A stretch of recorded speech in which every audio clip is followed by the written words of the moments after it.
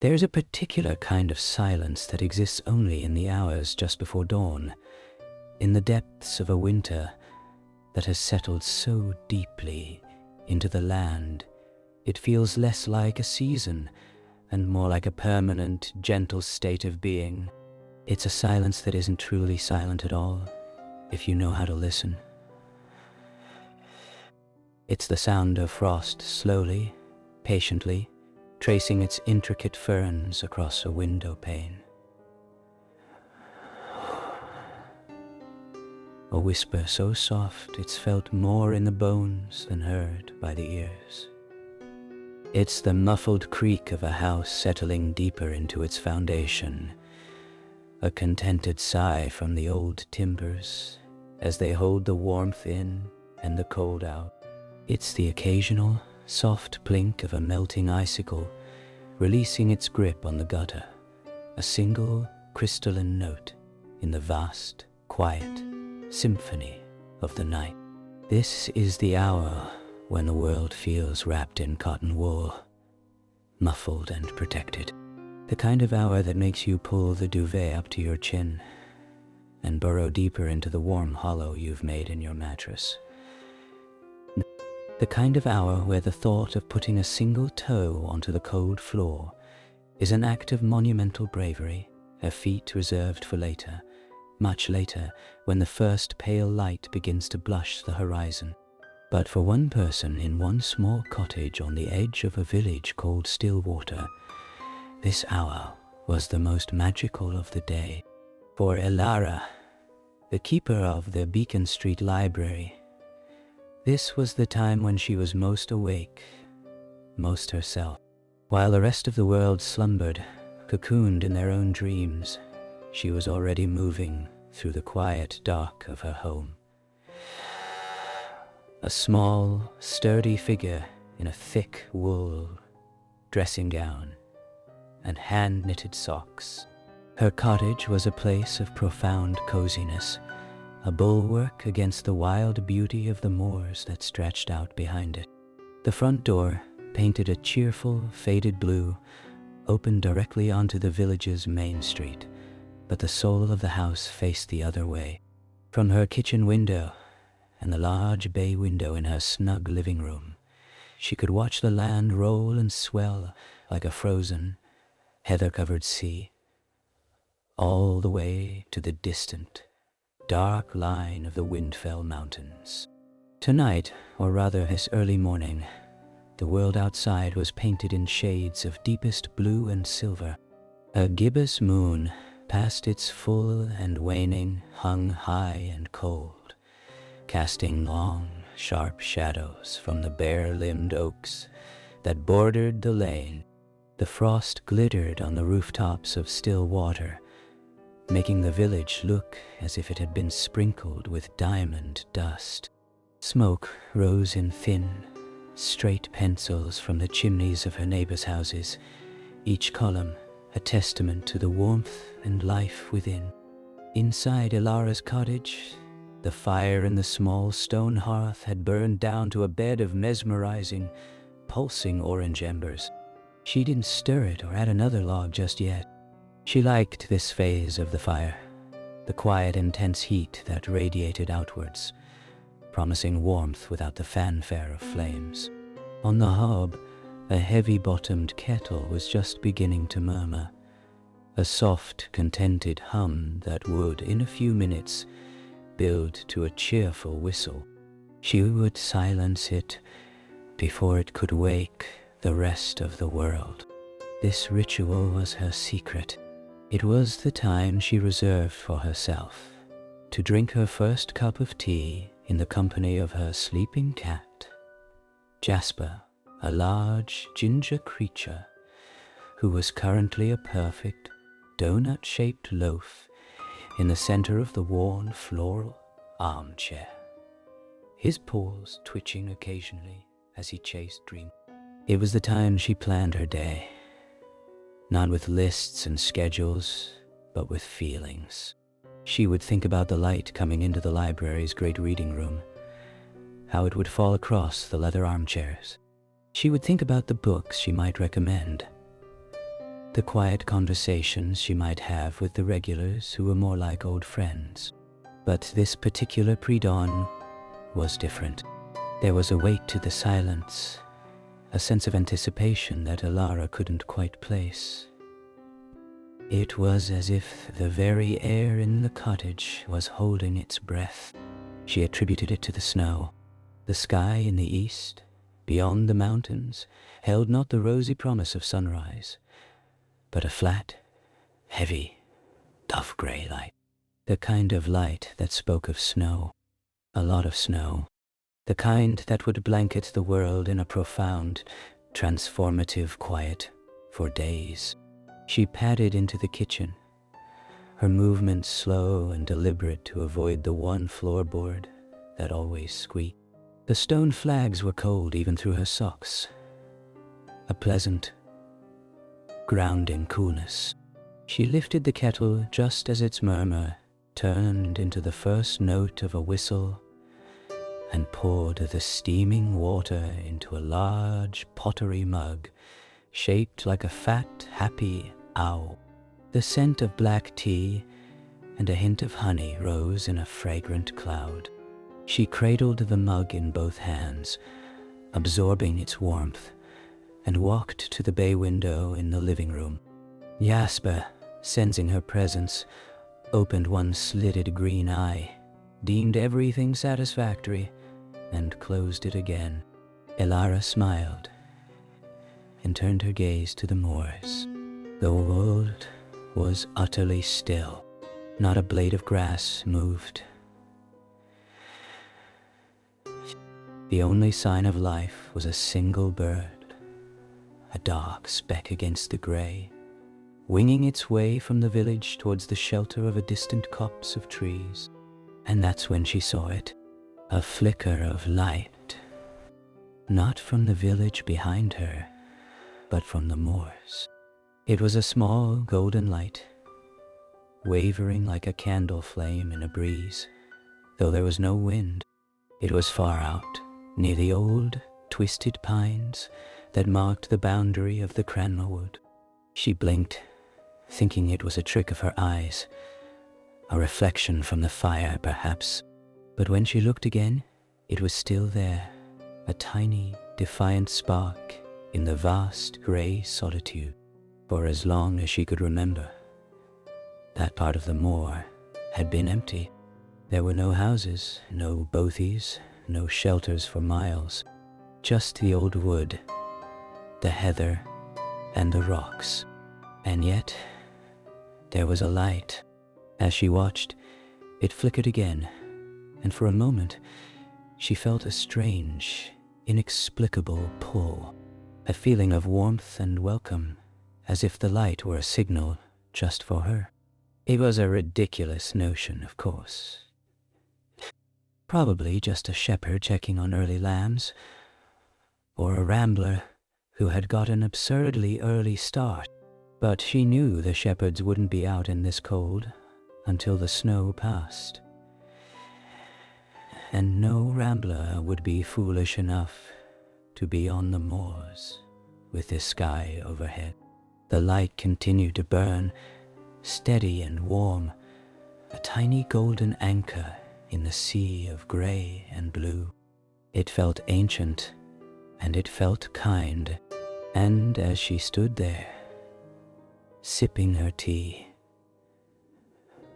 the first fat, silent snowflake drifted past the window, then another, and another. Within minutes, the world beyond the glass had dissolved into a swirling, silent dance of white. The light on the moor was gone, swallowed by the storm, but the feeling of it, that strange sense of warmth and welcome, remained,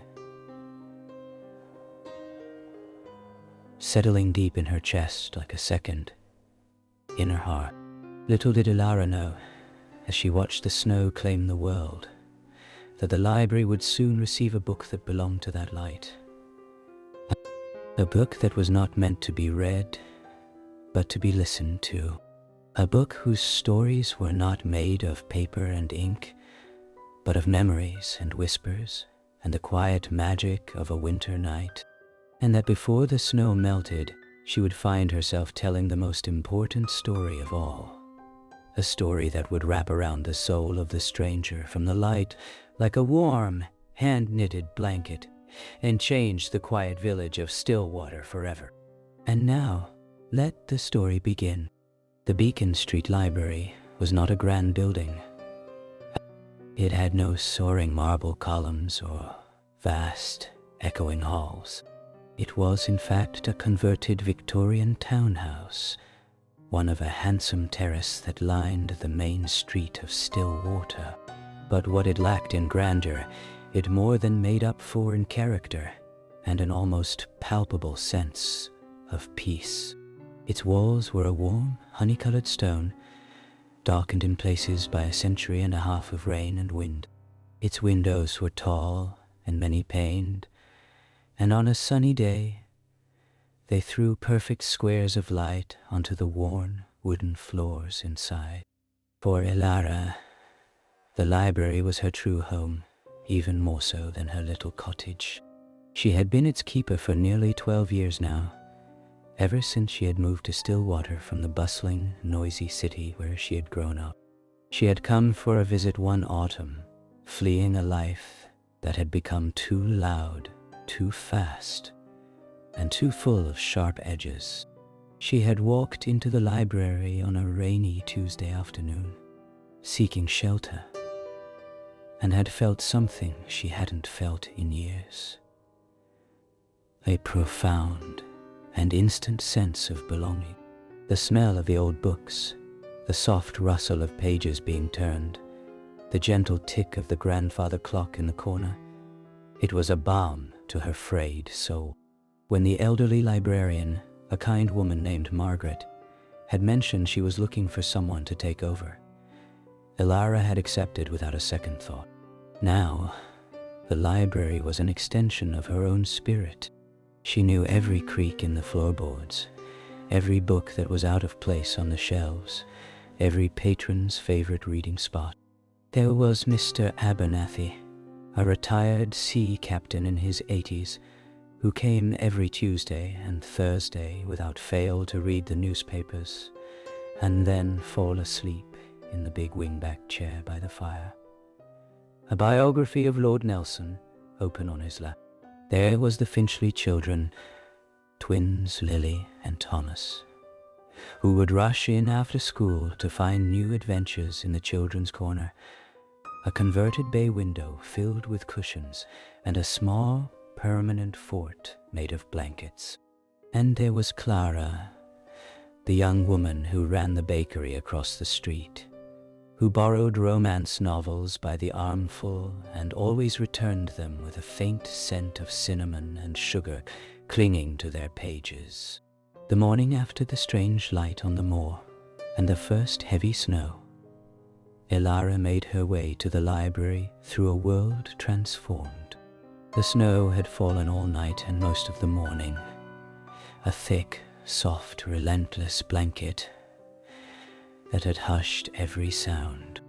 Her boots crunched in the pristine whiteness as she walked, leaving the first tracks on the pavement. The village was a Christmas card scene. Eaves were lined with thick white icing, and the bare trees were encased in a delicate tracery of frost and snow. The smoke from the chimneys rose into a sky that was still a soft, pearly gray, promising more to come. She unlocked the heavy oak door of the library and stepped inside, shaking the snow from her coat and boots. The air within was cool, but not cold, holding a residual warmth from the day before. The familiar smell of paper, dust, and furniture polish immediately embraced her. She moved through the quiet gloom, her fingers trailing along the edge of the circulation desk, and began her morning ritual. First, she switched on a few carefully chosen lights. The green-shaded lamp on her desk, the standing lamp next to Mr. Abernathy's chair, and the string of fairy lights that Lily and Thomas had helped her drape over the children's fort last Christmas, and which had, by mutual unspoken consent, remained. They cast a warm, gentle glow that pushed back the shadows without being harsh. Next, she went to the small kitchenette at the back of the building and put the kettle on. While it boiled, she fed the library's unofficial second resident, a small, timid tortoiseshell cat named Pip, who had wandered in one day and never left. Pip preferred the stacks to people, and could often be found curled up on a high shelf in the history section, a silent guardian of the past. With a fresh mug of tea in hand, Elara turned her attention to the hearth in the main reading room. The fire had been laid the night before, and it took only a moment for a match to bring the kindling to life. She watched as the flames caught, licking at the larger logs, filling the room with the cheerful crackle and pop that was the library's true heartbeat. The warmth began to spread, chasing the last of the chill from the air. Finally, she went to the front door and turned the small wooden sign in the window from closed to open. It was a quiet gesture, a small act of welcome to the world. On a day like this, she didn't expect many visitors. The snow would keep most people huddled in their own warm homes, but the library was open, a beacon of light and warmth for anyone who needed it. For the first few hours, she was alone with the sound of the fire and the soft ticking of the grandfather clock. A magnificent old timepiece, with a face of painted moon and stars. She busied herself with small tasks, reshelving books, dusting the shelves, updating the small display table by the door. Today, it featured a collection of books about winter. Poetry by Robert Frost, a guide to identifying animal tracks in the snow, a novel set in a snowbound hotel, and a beautifully illustrated book of Nordic folk tales about the winter goddess. The snow continued to fall, a silent, steady curtain outside the tall windows. The world of still water was reduced to a few feet of visibility, the buildings across the street mere ghosts in the white. It was a feeling of being completely enclosed, safe, and separate from the rest of the world. Around midday, Mr. Abernathy surprised her by stamping through the door, his cap and the shoulders of his thick wool coat covered in snow. His cheeks were rosy with cold, and his eyes twinkled. "Morning, Elara," he boomed, his voice a welcome rumble in the quiet. "Thought the old place might need some company on a day like this. Besides, the missus was finding new jobs for me to do. I figured a quiet nap by a fire was a far better use of my time." Elara laughed, a warm, genuine sound. "You're always welcome, Arthur. Get yourself warm. I'll make you a tea." He settled into his chair with a contented sigh, accepting the mug she brought him. "Looks like we're in for it now," he said, nodding towards the window. "This one's settled in. Might be snowed in for a few days. The road out of the village will be impassable by nightfall." "I don't mind," Elara said, sitting in the chair opposite him. "I like the feeling. It's like the whole world has pressed pause." He agreed, taking a sip of his tea. "It's a good feeling. Reminds me of being at sea in a way. Not the storms, mind you, but the fog. That same feeling of being in your own little world, cut off from everything else. You have to trust in your own resources, You have to trust in your own resource. They sat in comfortable silence for a while, watching the fire. A few other brave souls ventured in.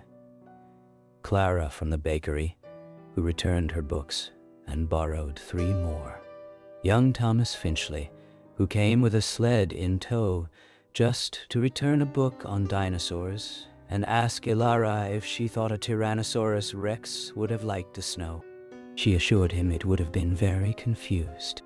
As the short winter afternoon began to fade into a deeper gray, and the snow continued its relentless fall, Ilara noticed a figure approaching the library door. It moved slowly, carefully, hunched against the elements. She stood up, a flicker of concern in her chest. Visitors were rare enough in this weather, but this person looked as if they had been out in it for a long time.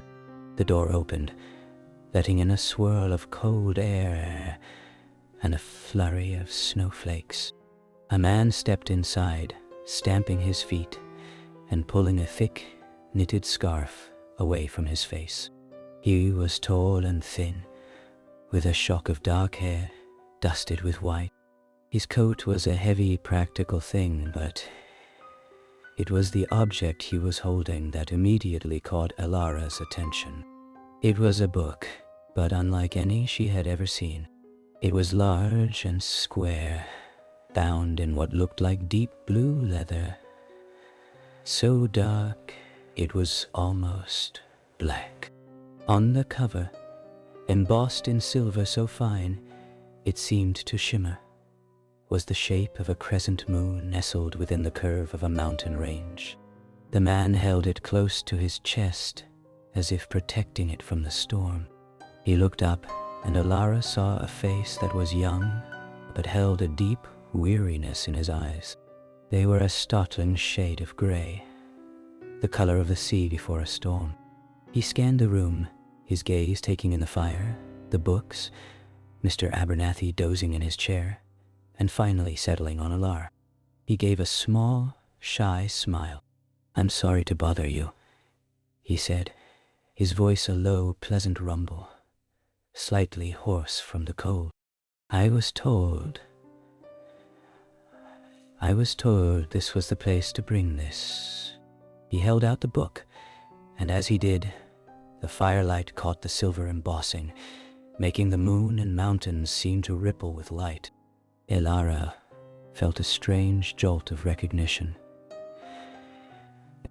The design, the feeling it gave her. It was the same inexplicable warmth she had felt when she saw the light on the moor. "Of course," she said, her voice softer than she intended. You're not bothering anyone. Please, come in and get warm. That's quite a storm out there." He stepped further into the library, drawn towards the fire as if by a magnet. Ilara noticed his boots were wet, and his shoulders were stiff with cold. She gestured to the chair next to Mr. Abernathy's, the one she had been sitting in. "Sit down, please. Let me take your coat. I'll make you some tea. You must be frozen." He hesitated for a moment, then allowed her to help him out of his heavy coat. He was younger than she'd first thought, maybe in his late 20s. He sat down heavily in the armchair, still holding the book in his lap, his long fingers tracing the silver embossing on its cover. He stared into the fire, his grey eyes reflecting the flames. He looked utterly exhausted, but also, Ilara thought, as if he had just arrived somewhere he had been searching for his entire life. And Ilara hurried to the kitchenette, her mind buzzing with questions. Who was he? Where had he come from? And what was this book? This strange, beautiful object that felt so familiar. She made a strong mug of tea, adding an extra spoonful of honey for warmth, and carried it back to him. He took it with a grateful murmur, wrapping his cold hands around the warm pottery. He took a long sip, and some of the tension seemed to leave his shoulders. "Thank you," he said, looking up at her. "I'm Finn. I'm sorry for just appearing like this." "I'm Ilara," she said, pulling a small footstool over and sitting down near the fire, opposite the two armchairs. "And you don't need to apologize. The library is a refuge for everyone, especially on a day like this." She nodded towards the book in his lap. "That's a beautiful thing you have there." Finn looked down at the book as if seeing it for the first time.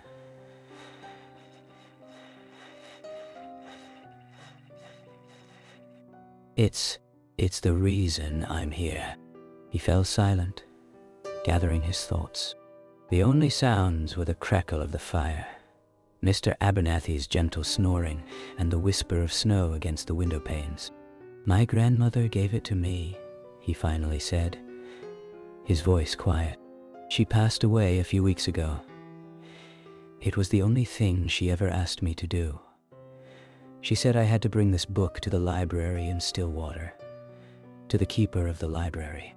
He looked directly at Ilara. "I guess that's you." Ilara's heart gave a little leap. I suppose so. But what is it?" "I don't know," Finn admitted, with a small, self-deprecating smile. "She never told me. She just said it was a book of stories, and that the stories were meant to be shared here, in this place." He held the book out to her. "I think you're supposed to have it." Ilara hesitated for only a second before reaching out and taking the book from him. It was heavier than it looked, and the leather binding was cool and smooth under her fingers. She opened the cover. The pages inside were thick and cream-colored, with rough, deckled edges, but they were completely blank. She turned page after page. Nothing. Just empty, beautiful paper. She looked up at Finn, confused. It's blank." He nodded, his expression unsurprised. "I know. I looked. There's nothing written in it. I thought maybe it was a journal or a book for pressing flowers. But my grandmother was very specific. She called it a sleep story book. She said the stories weren't written down.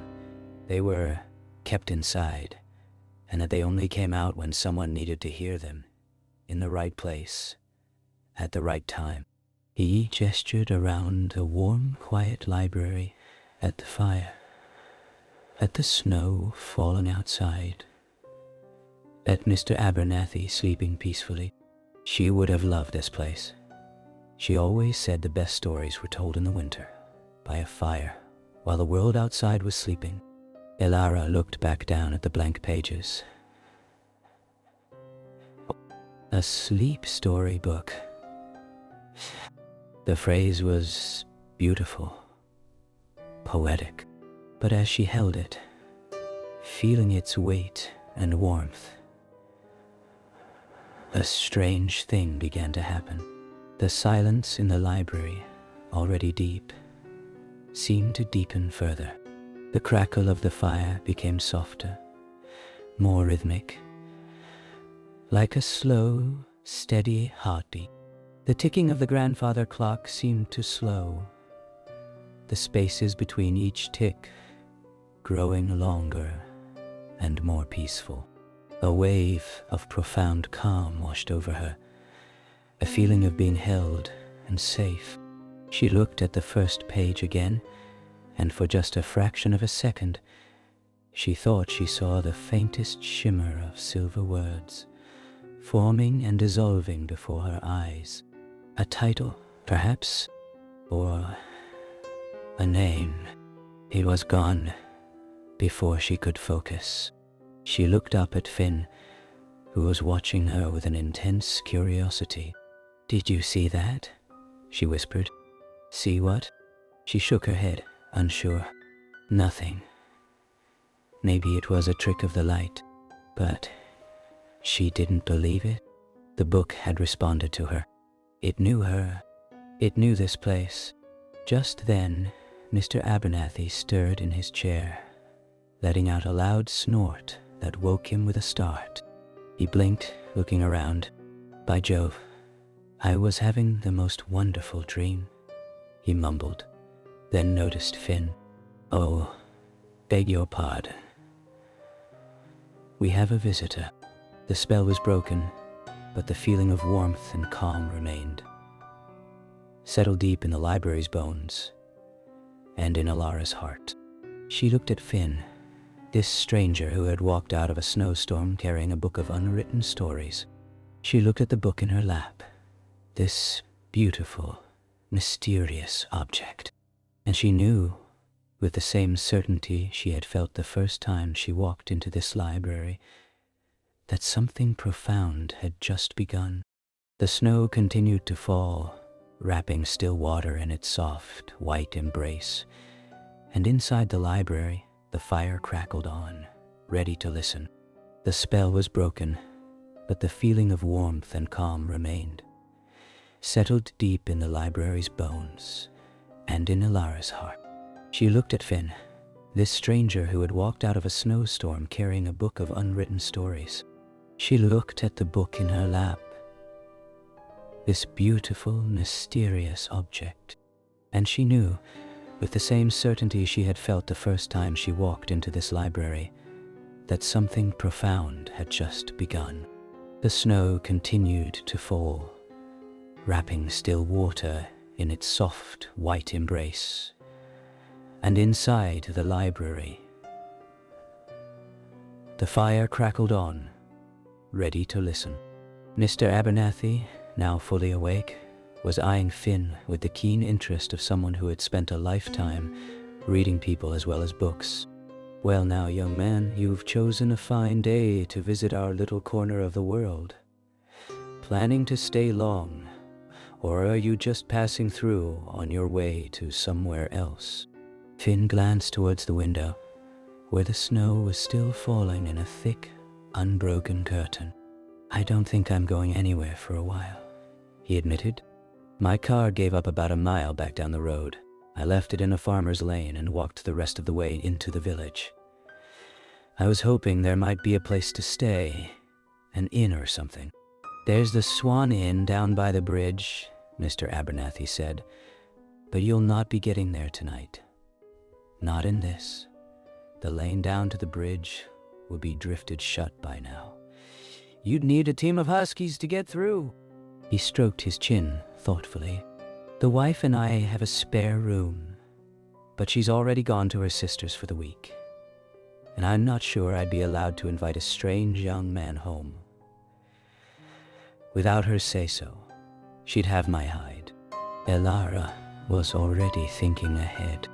Her cottage was small, but it had the little spare room that she used for storage and for the rare occasions when her niece came to visit. It was cluttered with boxes of books and winter decorations, but there was a bed in there, and warm blankets. She looked at Finn, still pale and exhausted from his walk through the snow, and the decision was made before she could second-guess herself. "You'll stay with me," she said, and the words came out so naturally that she surprised herself. "I have a spare room. It's not much to look at right now, but it's warm and dry."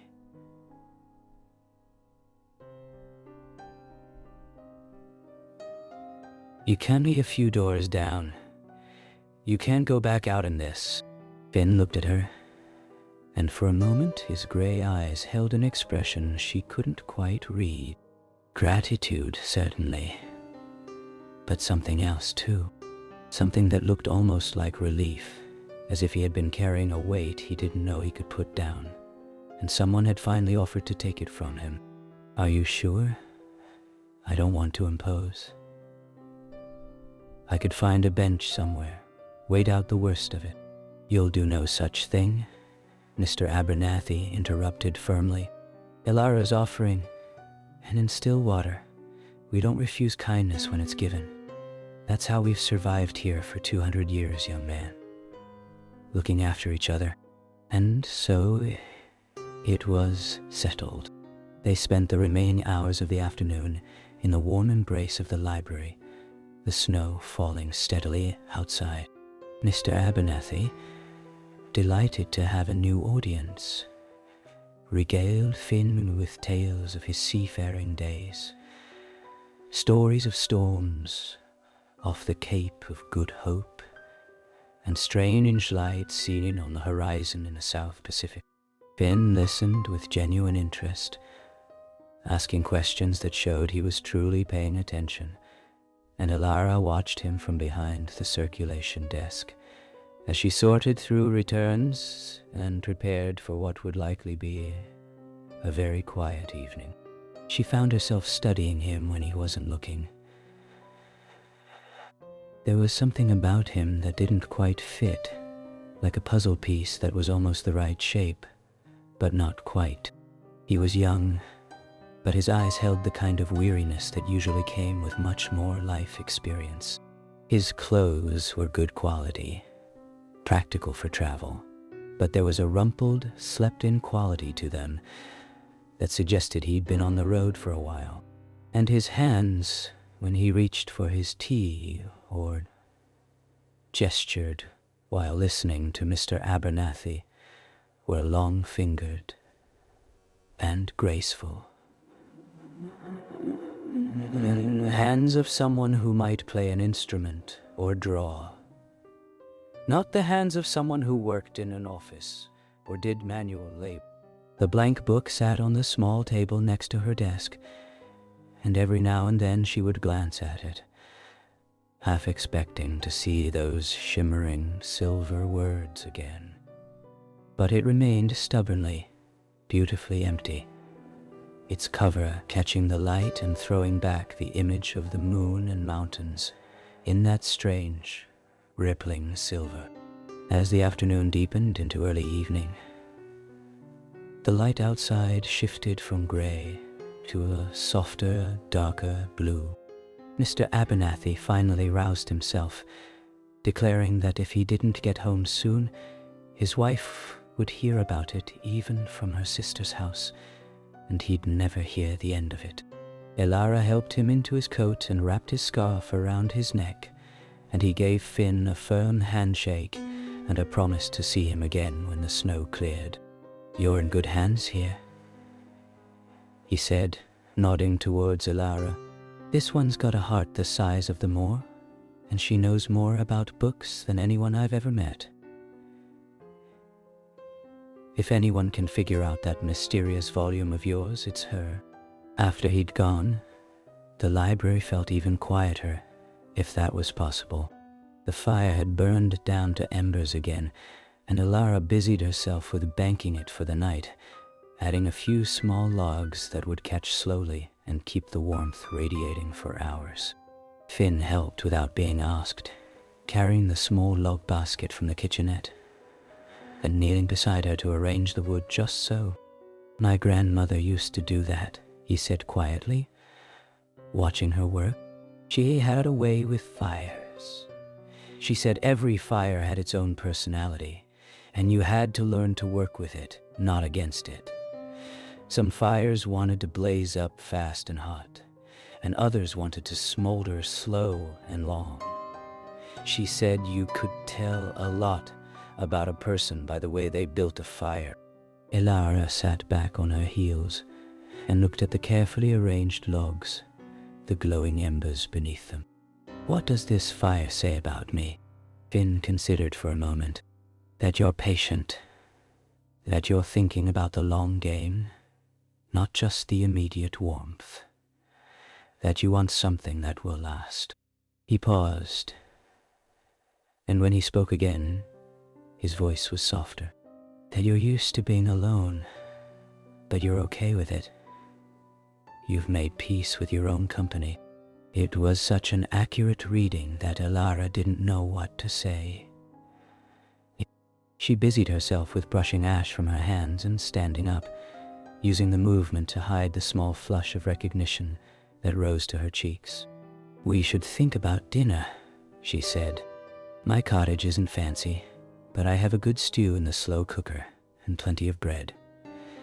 And I think I have a bottle of wine somewhere that's been waiting for an occasion." The walk to her cottage was short, but magical. The snow had stopped falling, at least for the moment, and the world had been transformed into something from a fairy tale. The street lamps of still water cast pools of warm orange light onto the pristine white pavement, and every roof, every windowsill, every branch was outlined in a thick layer of soft, sparkling snow. The silence was absolute, their footsteps the only sound, each one a soft crunch that seemed to disappear into the muffled air almost as soon as it was made. Finn stopped halfway down the street and just stood there, looking around.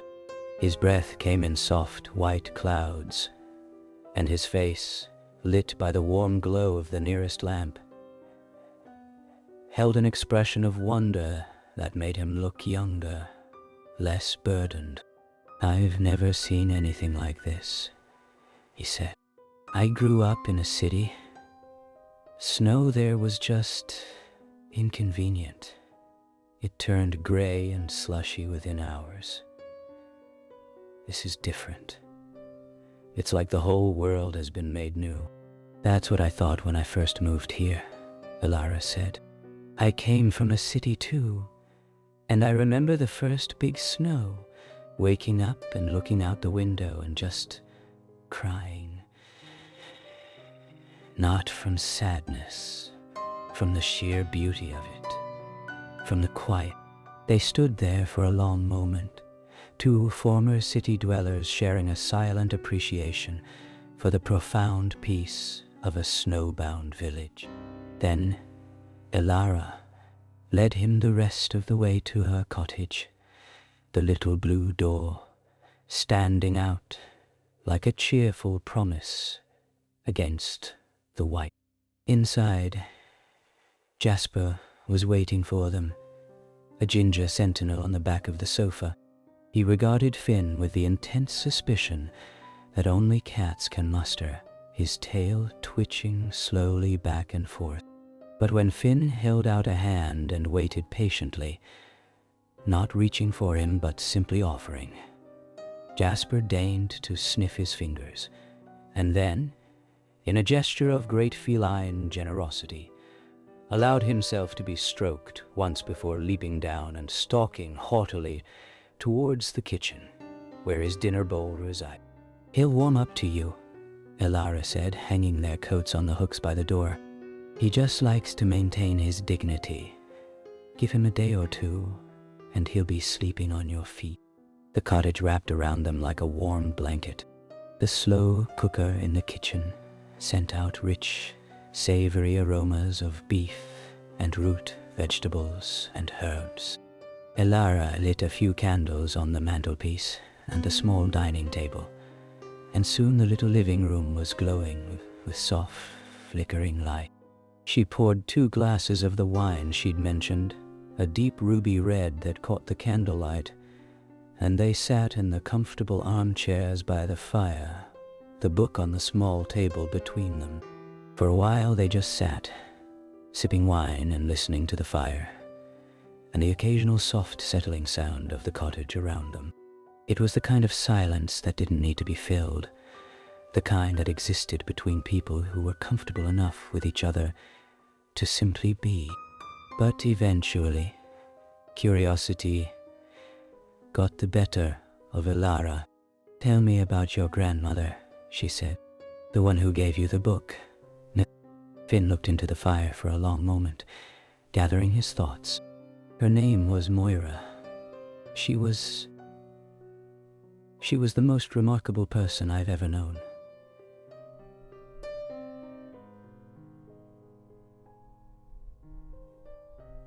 She lived in a little house on the coast, in a village not unlike this one, actually. Smaller, maybe. Just a handful of houses clinging to the cliffs above." He smiled, and in the firelight, Elara could see the warmth of those memories in his eyes. She didn't tell the kind of stories you read in books. They were different. They were about the places around her, the history of the village, the people who had lived there generations ago. She told stories about the seals that came ashore on moonlit nights, and the old woman who lived in the lighthouse and talked to the storms. She said every place had its own stories, and if you listened carefully enough, you could hear them. That sounds beautiful, Elara said softly. It was. When I was a kid, I thought every grandmother must be like that. It wasn't until I got older that I realized how special she was. How special what she did was. He took a sip of wine. She gave me that book on her last day. She was weak. She'd been ill for a while, but she was still sharp, still herself.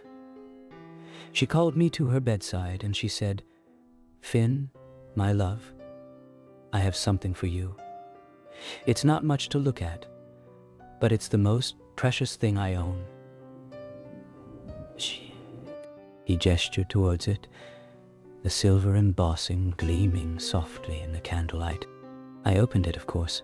I thought maybe it was a journal or a collection of her stories written down, but it was blank. I looked at her, and she just smiled that smile she had.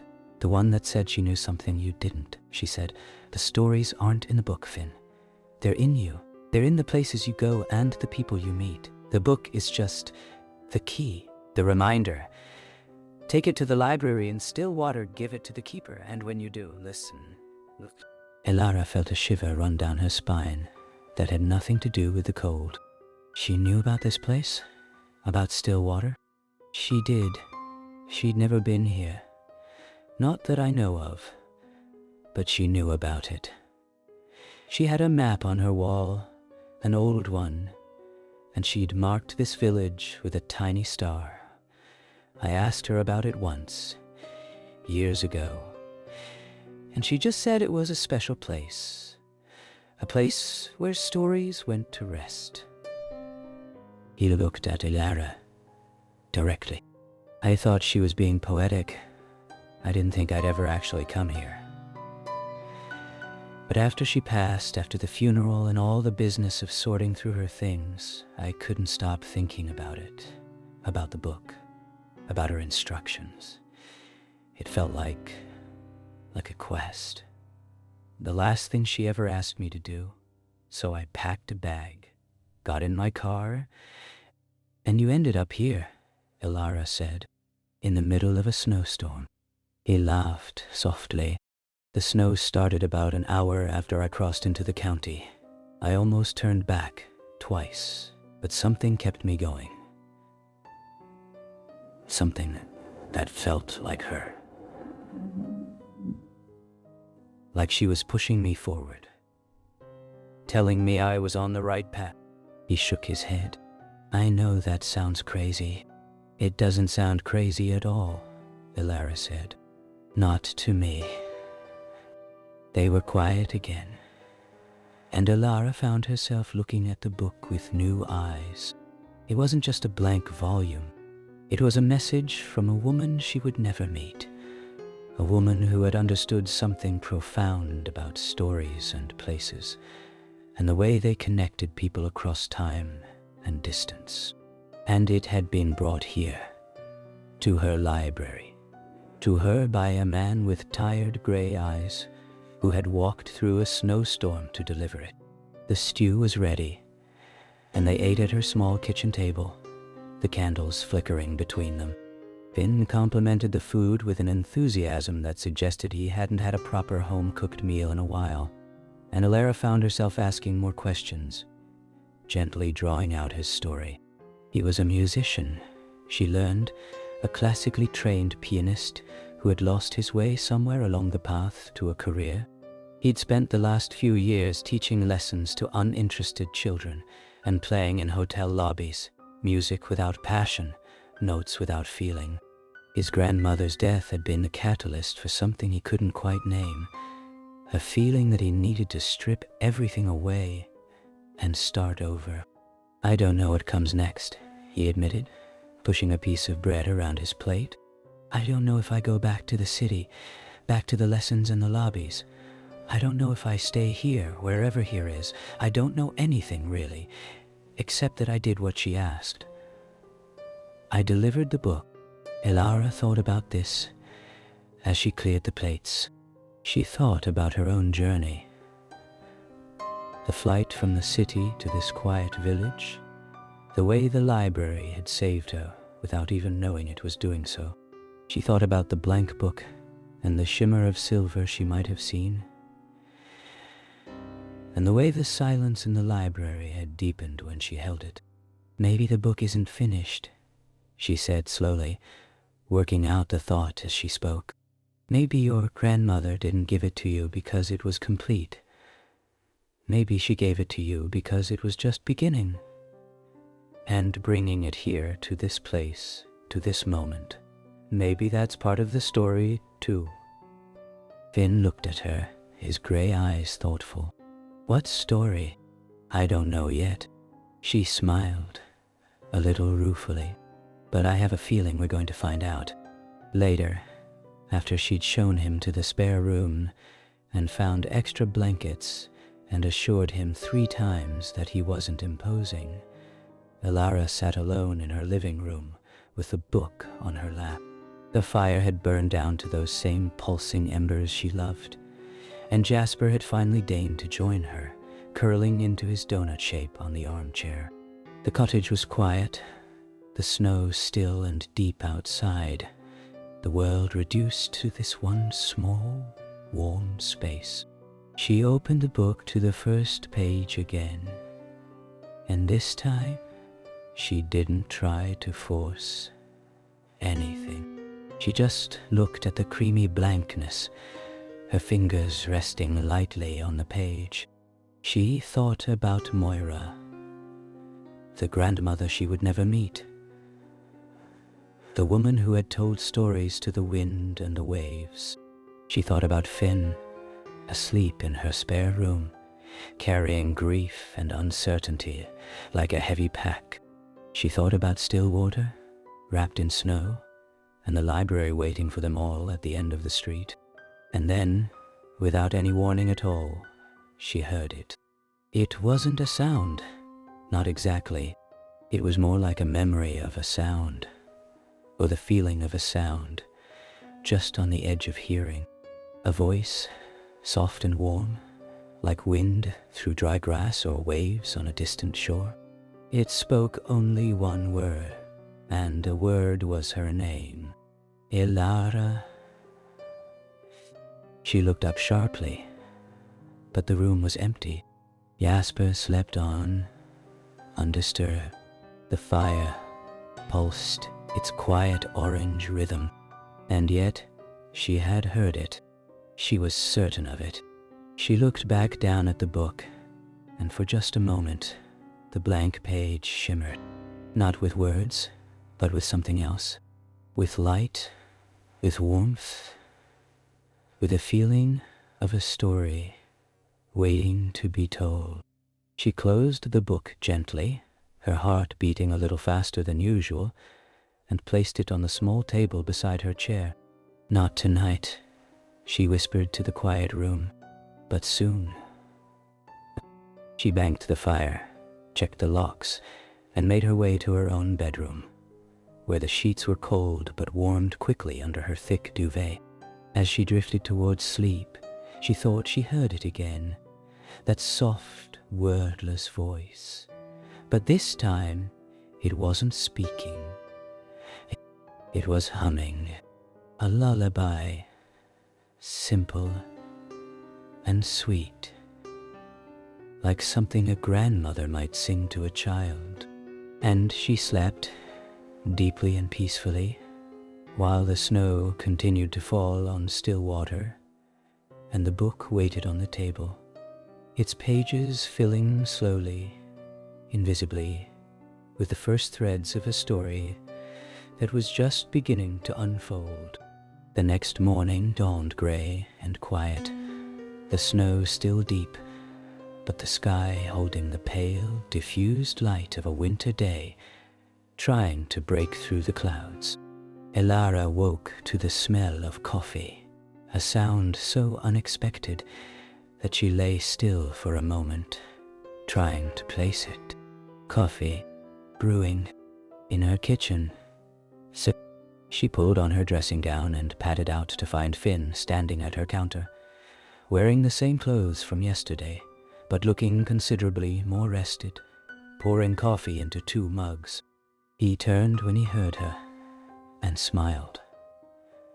A real smile this time, one that reached his eyes and made him look almost like a different person. "I hope you don't mind," he said.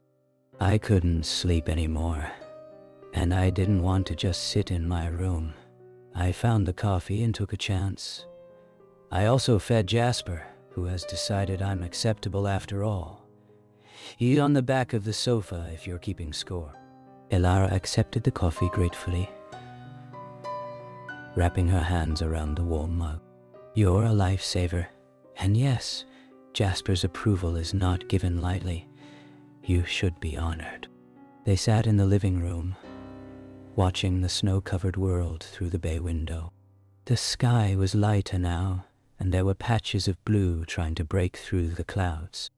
It was going to be one of those crystalline winter days, cold and bright, where the snow sparkled like diamonds and everything seemed possible. "I was thinking," Finn said, after a comfortable silence, "about the book, about what you said last night about the story just beginning. I'd like to go to the library today if that's all right. I'd like to just be there with it. I don't know why, but it feels right." Elara nodded. "I was going to open up anyway, even if no one comes. The library likes to be visited, even on snowy days. It gets lonely otherwise." And so, after a breakfast of toast and more coffee, they bundled up and made a short walk to Beacon Street Library. The village was waking slowly, plumes of smoke rising from chimneys, the occasional figure moving carefully along shoveled paths. Someone had been busy on the main street, clearing a narrow passage that wound between walls of snow, and they followed it to the library's blue door. Inside, the library was cold, but not freezing. Elara's first task was always the fire, and Finn helped without being asked, gathering kindling and logs while she lit the lamps and greeted Pip, who emerged from the history stacks to wind around her ankles and then disappear again. Within an hour, the reading room was warm and glowing, the fire crackling cheerfully, the grandfather clock ticking its slow, measured rhythm. They placed the book on the small table by the fire, the same table where Elara had her morning tea display. It looked right there, as if it had always belonged. The silver moon and mountains caught the firelight and seemed to pulse gently, warmly, like a slow and steady heartbeat. The morning passed quietly. A few villagers came in, stamping snow from their boots and staying just long enough to warm up and choose a book to take home. Clara from the bakery brought fresh cinnamon rolls, still warm, and stayed to chat for a while. Mr. Abernathy appeared around noon, declaring that his wife had called to check on him, and he was under strict orders not to fall asleep in the library today, a directive he immediately ignored, settling into his chair with a book about Arctic exploration and closing his eyes within minutes. Through it all, Finn sat near the fire, sometimes reading a book he'd found on the shelves, sometimes just watching the flames, his grey eyes calm and thoughtful. He didn't touch the blank book, but he seemed aware of it, his gaze drifting towards it occasionally, as if checking that it was still there. In the afternoon, when the light through the windows had taken on that golden quality that comes just before sunset, something changed. The library grew quieter, if that was possible. The fire seemed to burn more softly. The ticking of the clock seemed to slow. And Elara, who was at the circulation desk sorting through a box of donated books, felt a familiar prickle at the back of her neck. She looked up. Finn was holding the book. He had picked it up without her noticing, and now it lay open on his lap. His eyes were closed, and his face held an expression of deep peace, the kind of peace that comes only in moments of complete surrender. The firelight played across his features, and for just a moment, Ilara saw something that made her breath catch. A shimmer, faint and silver, seemed to rise from the pages of the book and wrap around him like a mist. It was there and then gone, so quickly. She couldn't be sure she'd seen it at all. But then Finn opened his eyes, and when he spoke, his voice was different. It was still his voice, but there was something else in it, an echo, a depth, as if someone else were speaking through him. "Listen," he said softly. "Listen, and I will tell you a story." Ilara set down the book in her hands. Mr. Abernathy stirred in his chair, but didn't wake. The fire crackled once and then settled into a quiet, steady burn, and Finn began to speak. "This is a story about a place very much like this one," he said, his voice low and rhythmic, the voice of a born storyteller. "A village nestled in a valley, with a river running through it and hills rising up on all sides. It was a village much like Stillwater, with good people and warm homes and a library at its heart. But this village had a secret that lived in the woods at the edge of town, in a small cottage that most people had forgotten was even there."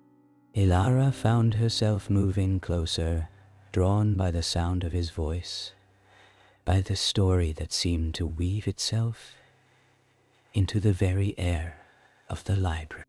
She sat on the footstool near the fire, close enough to see the book on his lap, its pages still blank, but somehow glowing with an inner light. "In that cottage lived an old woman," Finn continued. "She had lived there for as long as anyone could remember, and longer than that too. She was the keeper of stories, though no one in the village knew it. They thought she was just a quiet old woman who kept to herself, a harmless eccentric who sometimes talked to the birds and the trees. But she was much more than that. She held within her all the story." The fire flickered, and in its light, Ilara could have sworn she saw shapes moving in the shadows. A woman walking through a forest, a child laughing by a river, a young couple dancing at a harvest festival. They were there and gone in an instant, but the feeling of them lingered. The old woman knew that stories were alive. Finn's voice went on, soft and mesmerizing. They needed to be told, to be heard, to be passed from one person to another. If they weren't, they would fade and die, and with them would fade the memories of the people who had lived them. So she collected them, not in books, not on paper, but in her heart. She listened to the wind and the water and the whispers of the leaves, and she learned the stories that were written there. Ilara thought of Moira, Finn's grandmother, telling stories to the fishermen and the children and the seals on the shore. She thought of the book on Finn's lap, the book that had brought him here. And she understood, without knowing how she understood, that the story he was telling was not just any story. It was the book's story. It was Moira's story. It might even be, in some way she couldn't yet grasp, her own story. One day, a young man came to the old woman's cottage, Finn said, and his voice shifted slightly, taking on a note of something personal, something vulnerable. He was lost, though he didn't know it.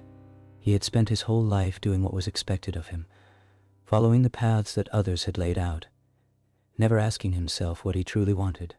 He was a musician, but he had forgotten why he loved music. He played notes, but he couldn't hear the songs anymore. He came to the valley by accident, his car breaking down on the road that led through the hills, and he walked until the fire crackled softly, and Elara held her breath. She knew who the young man was. She had known from the moment Finn began to speak. The old woman welcomed him in. Finn continued, his voice growing softer still. She gave him tea and bread in a warm place by the fire. And then she told him a story. It was a story about a boy who had lost his way, a boy who had forgotten how to listen to the music of the world.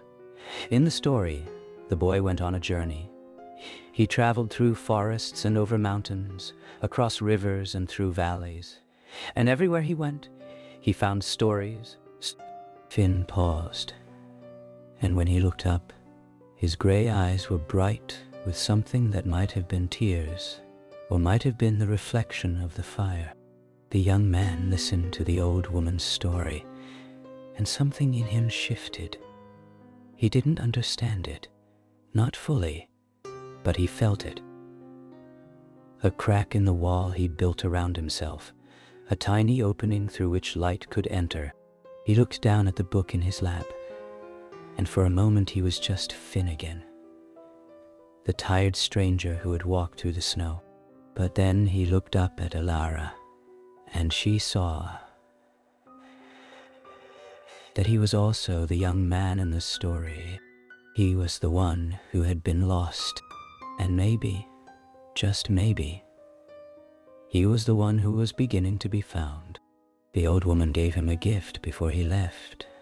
Finn said, "A book? A blank book?" She told him it was a book of stories, but not stories that had already been written. Stories that were waiting to be lived. She told him to take it to a place where stories were loved, a place where they could rest and grow. She told him to give it to the keeper of that place, and to trust that the right story would find its way to the right person at the right time. The library was utterly silent now. Even the fire seemed to have stopped its crackling, burning in a steady, quiet glow. The grandfather clock had stopped ticking, its pendulum hanging still, and yet the silence was not empty. It was full, rich, alive with possibility. Finn closed the book gently and set it on the table between them. He looked at Elara, and she looked at him, and for a long moment neither of them spoke. There was no need. The story had been told, and in the telling, something had changed. The air in the library felt different, charged with a gentle energy, as if the very walls had been listening and were now humming softly with the resonance of the tale. "That was your grandmother's story," Elara said quietly. "The one she told you?" Finn nodded. "The last one she ever told me. I didn't understand it at the time. I thought it was just a story, a pleasant fiction to pass the time. But now," he looked around the library, at the fire, at the books, at the snow falling softly past the windows. "Now I think it was more than that. I think she was giving me a map to find my way back." Elara reached out and placed her hand on the book.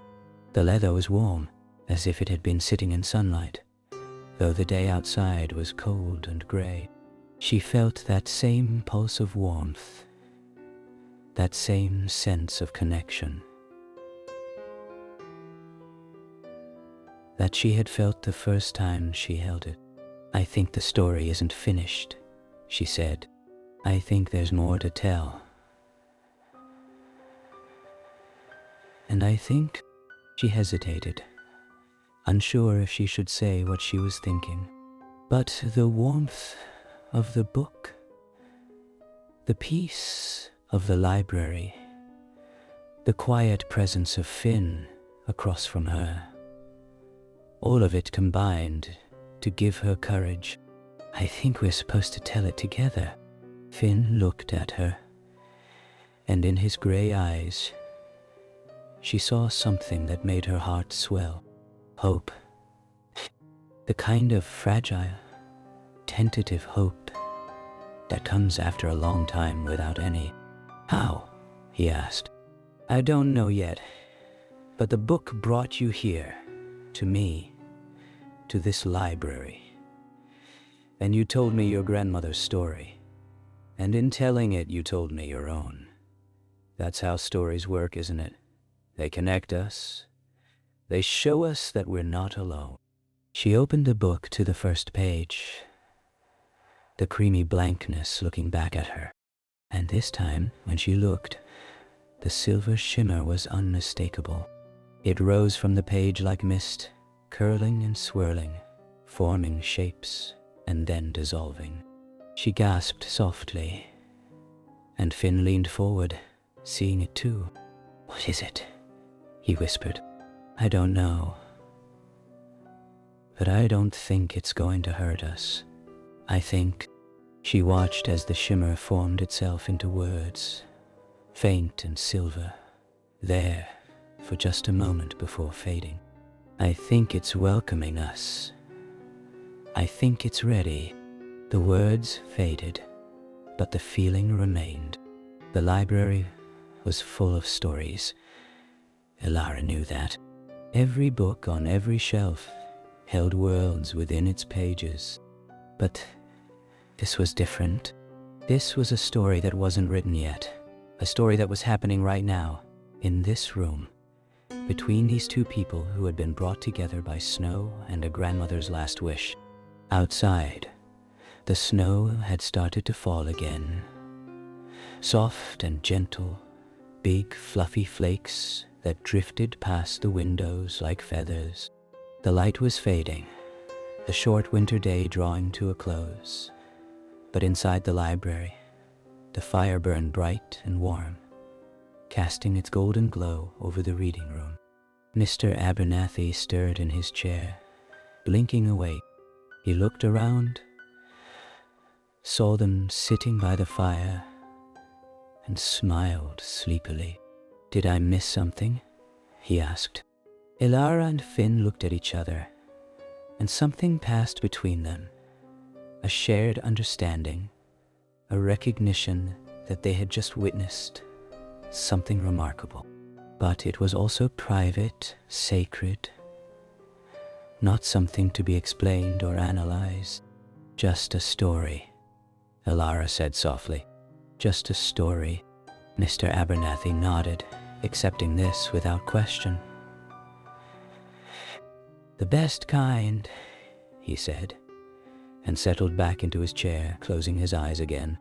The evening deepened, and eventually they had to leave, locking up the library and making their way back through the snow to Elara's cottage. Jasper greeted them with his usual dignity, winding around their ankles before leading them to the kitchen, where his dinner bowl awaited.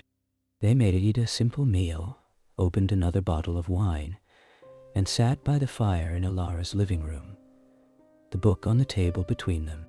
They didn't try to open it again. They didn't try to see the silver words or hear the whisper of stories. They just sat, comfortable and warm, watching the flames and talking about small things. Finn's favorite music as a child. Elara's first day in Stillwater, the way the light fell across the moors in autumn. Ordinary things, everyday things, but in the telling, they became something more. They became stories. And that, Elara thought, as she finally said goodnight and made her way to her bedroom, was the whole point. Stories weren't just the grand tales of heroes and adventures. They were the small moments too.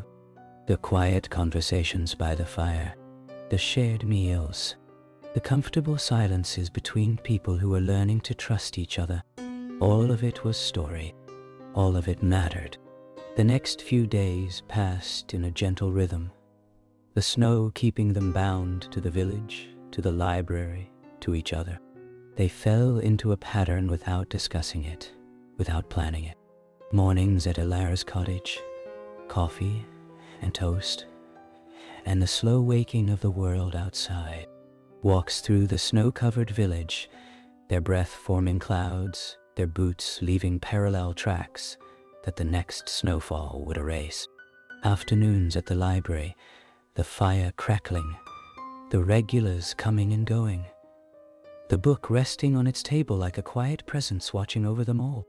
And in the evenings, back at the cottage, they would sit by the fire, and Finn would play the small keyboard Ilara had unearthed from her spare room, a relic from a brief attempt to learn piano years ago. He played softly, beautifully, music that seemed to come from somewhere deep inside him. Sometimes he played pieces he knew, classical things with names Ilara couldn't remember. But more often he played things he made up on the spot, melodies that rose and fell like the breath of the sleeping village outside. On the third evening as he played, Ilara noticed that Jasper had curled up at his feet, something the cat did for no one. And she noticed that the book, resting on the table, seemed to pulse gently in time with the music, its silver embossing catching the firelight and throwing soft reflections onto the walls. "Finn," she said quietly, when the last notes of his melody had faded into the warm air, "what if the book is responding to you? What if the stories it wants to tell are yours?" He looked at the book, then at her. "I've been thinking about that. About what you said, that we're supposed to tell them together. But I don't know how. I don't know what stories I have to tell." "You have more than you think," Ilara said. "You told me about your grandmother. You told me about your music. Those are stories. And there are others, I'm sure of it. Stories you haven't even realized you're carrying." He was quiet for a long moment, staring into the fire. Then, slowly, hesitantly, he reached for the book. He placed it on his lap and opened it to the first page, just as he had done in the library. And just as before, the silver shimmer rose to meet him. But this time, it was different.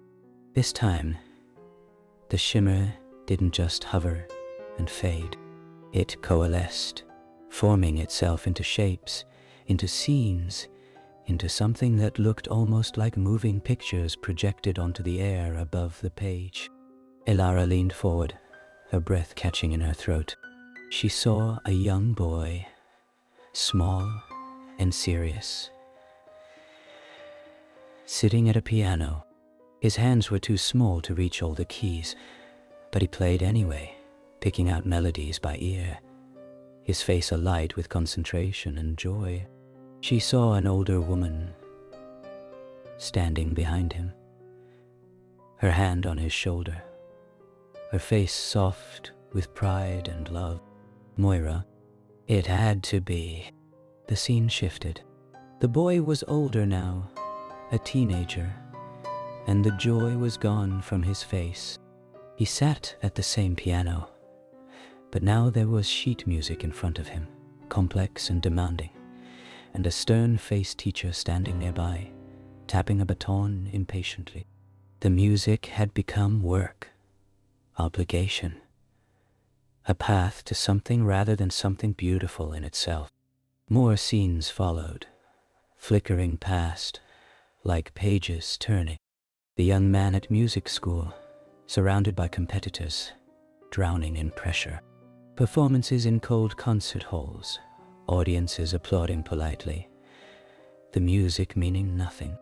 Hotel lobbies, playing for people who weren't listening, the notes just background noise. And through it all, the slow fading of joy, the gradual closing of a door that had once been wide open. Ilara watched with tears in her eyes, feeling Finn's story as if it were her own. She understood, without being told, that this was what the book did. It didn't just tell stories. It showed them. It let you live inside them, feel them, become part of them. The final scene showed Finn standing at his grandmother's bedside holding the blank book. Moira's face was pale and worn, but her eyes were bright, alive with the same light that now shimmered from the pages. She reached up and touched his cheek, and her lips moved, forming words that Ilara couldn't hear, but somehow knew. Listen, listen, and you will find your way back. The shimmer faded. The images dissolved, and they were back in the cottage, the fire crackling softly, Jasper purring at Finn's feet. Finn closed the book gently, his hands trembling slightly, and when he looked at Ilara, there were tears on his cheeks. "I'd forgotten," he whispered. "I'd forgotten what it felt like, that first joy, when it was just me and the music and nothing else mattered. I'd forgotten." Ilara reached across and took his hand. She didn't say anything. There was nothing to say. The book had spoken, and what it had said was enough. They sat like that for a long time, hands clasped, watching the fire. And gradually, something shifted in the room. The air felt lighter, clearer. The weight that Finn had been carrying, the weight that had made his gray eyes so tired, seemed to have lifted. At least a little. He was still sad, still grieving, still uncertain about the future. But there was something else now too. A spark. A memory of joy. Oh, possibility.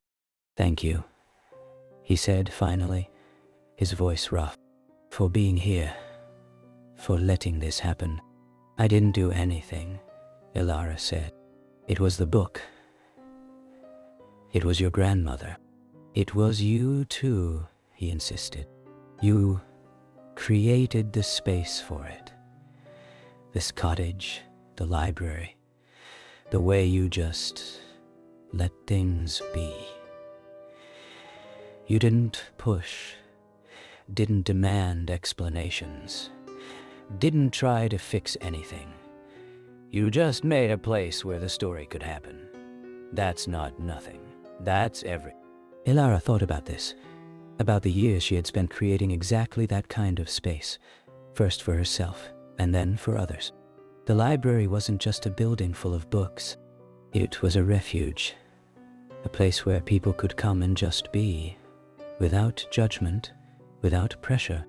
And her cottage was the same, a small, warm space, where the world's demands could be kept at bay, at least for a little while. "That's what libraries are for," she said quietly.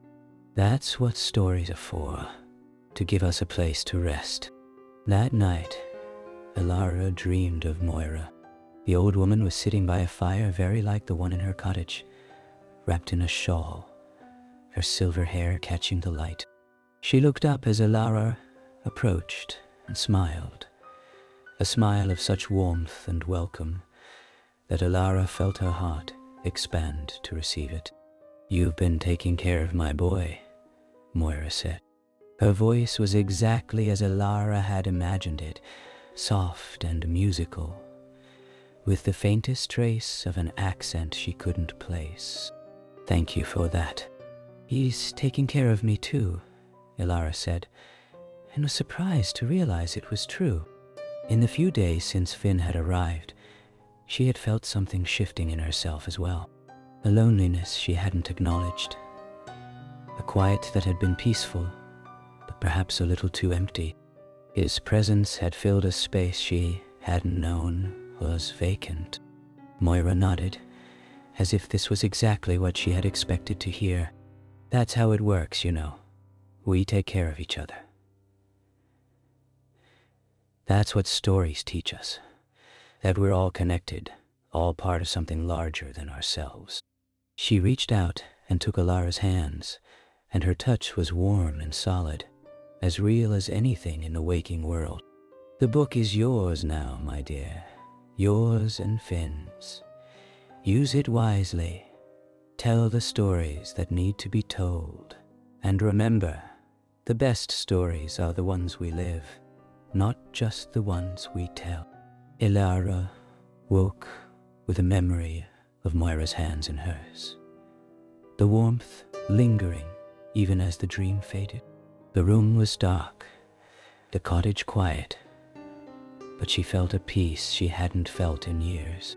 A sense of purpose, a sense of belonging to something larger than herself. She got up and padded to the living room, where the embers of the fire still glowed faintly. The book was on the table, closed, its silver embossing catching the faint light. She didn't open it. She didn't need to. She knew, with a certainty that went beyond logic or explanation, that the book's work was not yet done. There were more stories to tell, more connections to make, more healing to happen. But for now, in the quiet dark of the early morning, it was enough to simply be here, to feel the warmth of the dying fire, to hear the soft sound of Finn's breathing from the spare room, to know that outside the snow still lay deep and soft, protecting the village, holding it in its gentle embrace. She went back to bed and slept without dreams, deeply and peacefully, and when she woke again, it was to the smell of coffee and the sound of Finn playing his keyboard. A new melody this time, one that sounded like hope. The days that followed were filled with more stories, not all of them from the book, though the book was always there, a quiet presence on the table or the library's reading room. Some of the stories came from Finn, memories of his childhood, tales of his grandmother, reflections on his years of wandering.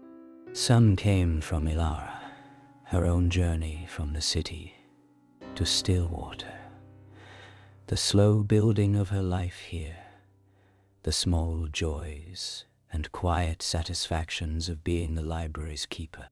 And some came from the villagers themselves, drawn by something they couldn't name, to spend time at the library, to sit by the fire, to share their own tales.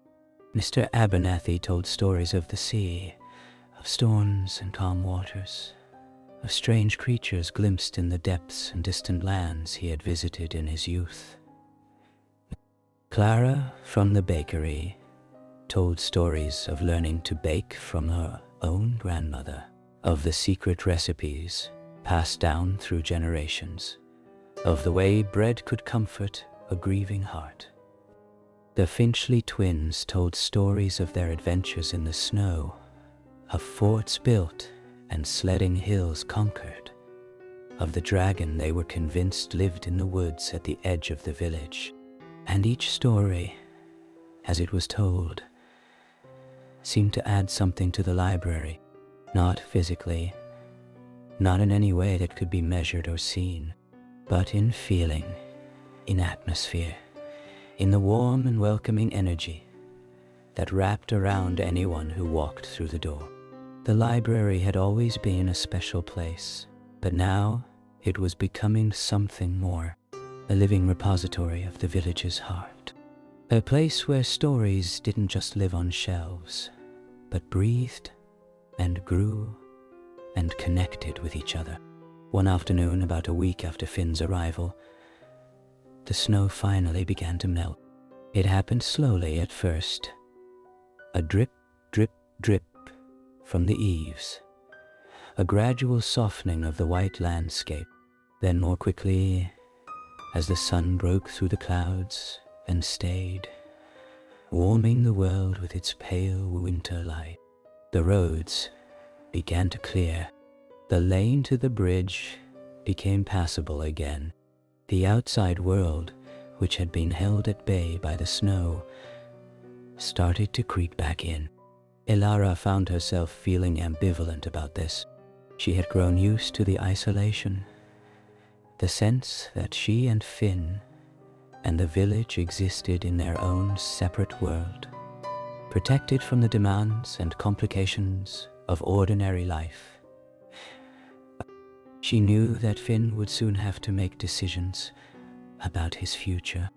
He couldn't stay here forever, playing his keyboard in her living room and telling stories by the fire. He had a life to return to, decisions to make, a path to find. But when she tried to talk to him about it, he shook his head. "I'm not ready to leave," he said simply. "I don't know if I'll ever be ready, but I know I'm not ready now. There's still something here I need. Something I haven't found yet." "What is it?" she asked.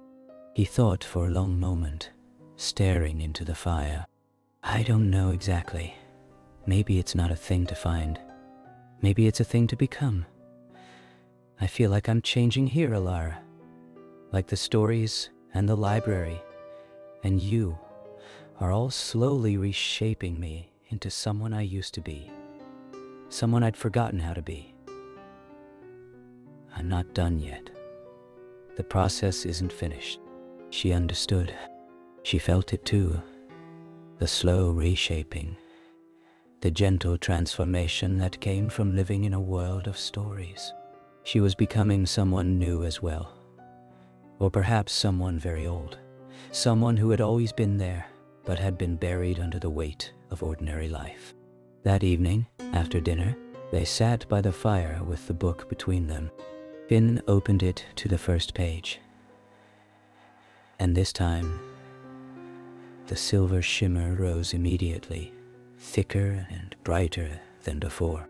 It formed not into images this time, but into words, actual words that remained on the page, written in a flowing silver script that seemed to glow with its own inner light. They leaned forward together, reading. The keeper of stories holds not the stories themselves, but the space for them to be told. The musician of the soul plays not the notes, but the silence between them. When keeper and musician come together, the world listens, and in the listening finds its way home. Below these words, more silver script was forming. Slowly, as if being written by an invisible hand, it told a story, a new story, one that Alara and Finn had never heard before. It was about a village in a valley, a village very like still water. It was about a library at the heart of that village, and a woman who kept it with love and patience.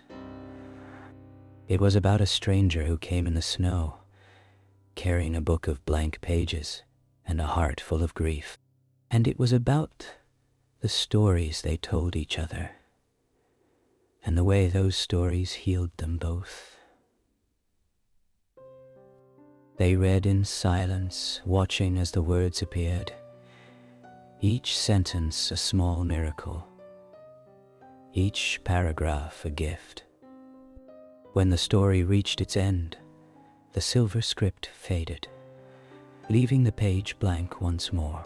But they both knew that the story was still there, written not in ink, but in memory, in feeling, in the bond that had grown between them over the days of snow and firelight and quiet sharing.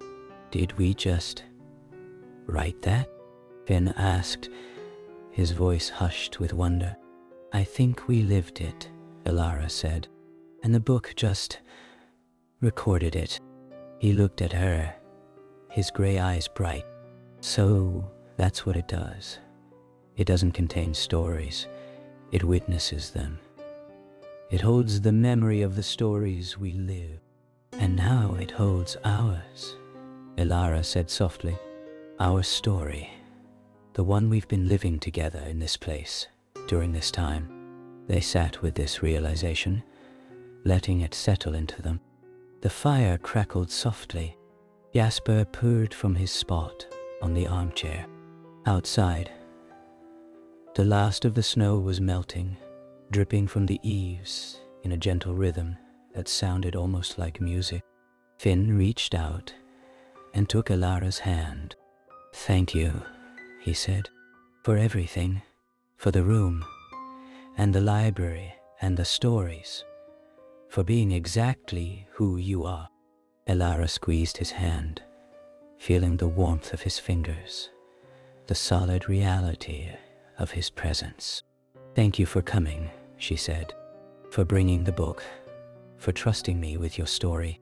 They sat like that for a long time, hands clasped, watching the fire, listening to the drip of melting snow, and somewhere in the quiet space between them, a new story was beginning to form. Not a story to be written in a book, but a story to be lived. A story of two people who had found each other in the most unexpected way, in the most unlikely place, and who were just beginning to discover what that might mean. The next morning, Finn announced that he wanted to do something. I want to play, he said. Not in my head, not just for myself. I want to play for people. Here, in the library. Elara looked at him, surprised. You mean like a concert? Not a concert.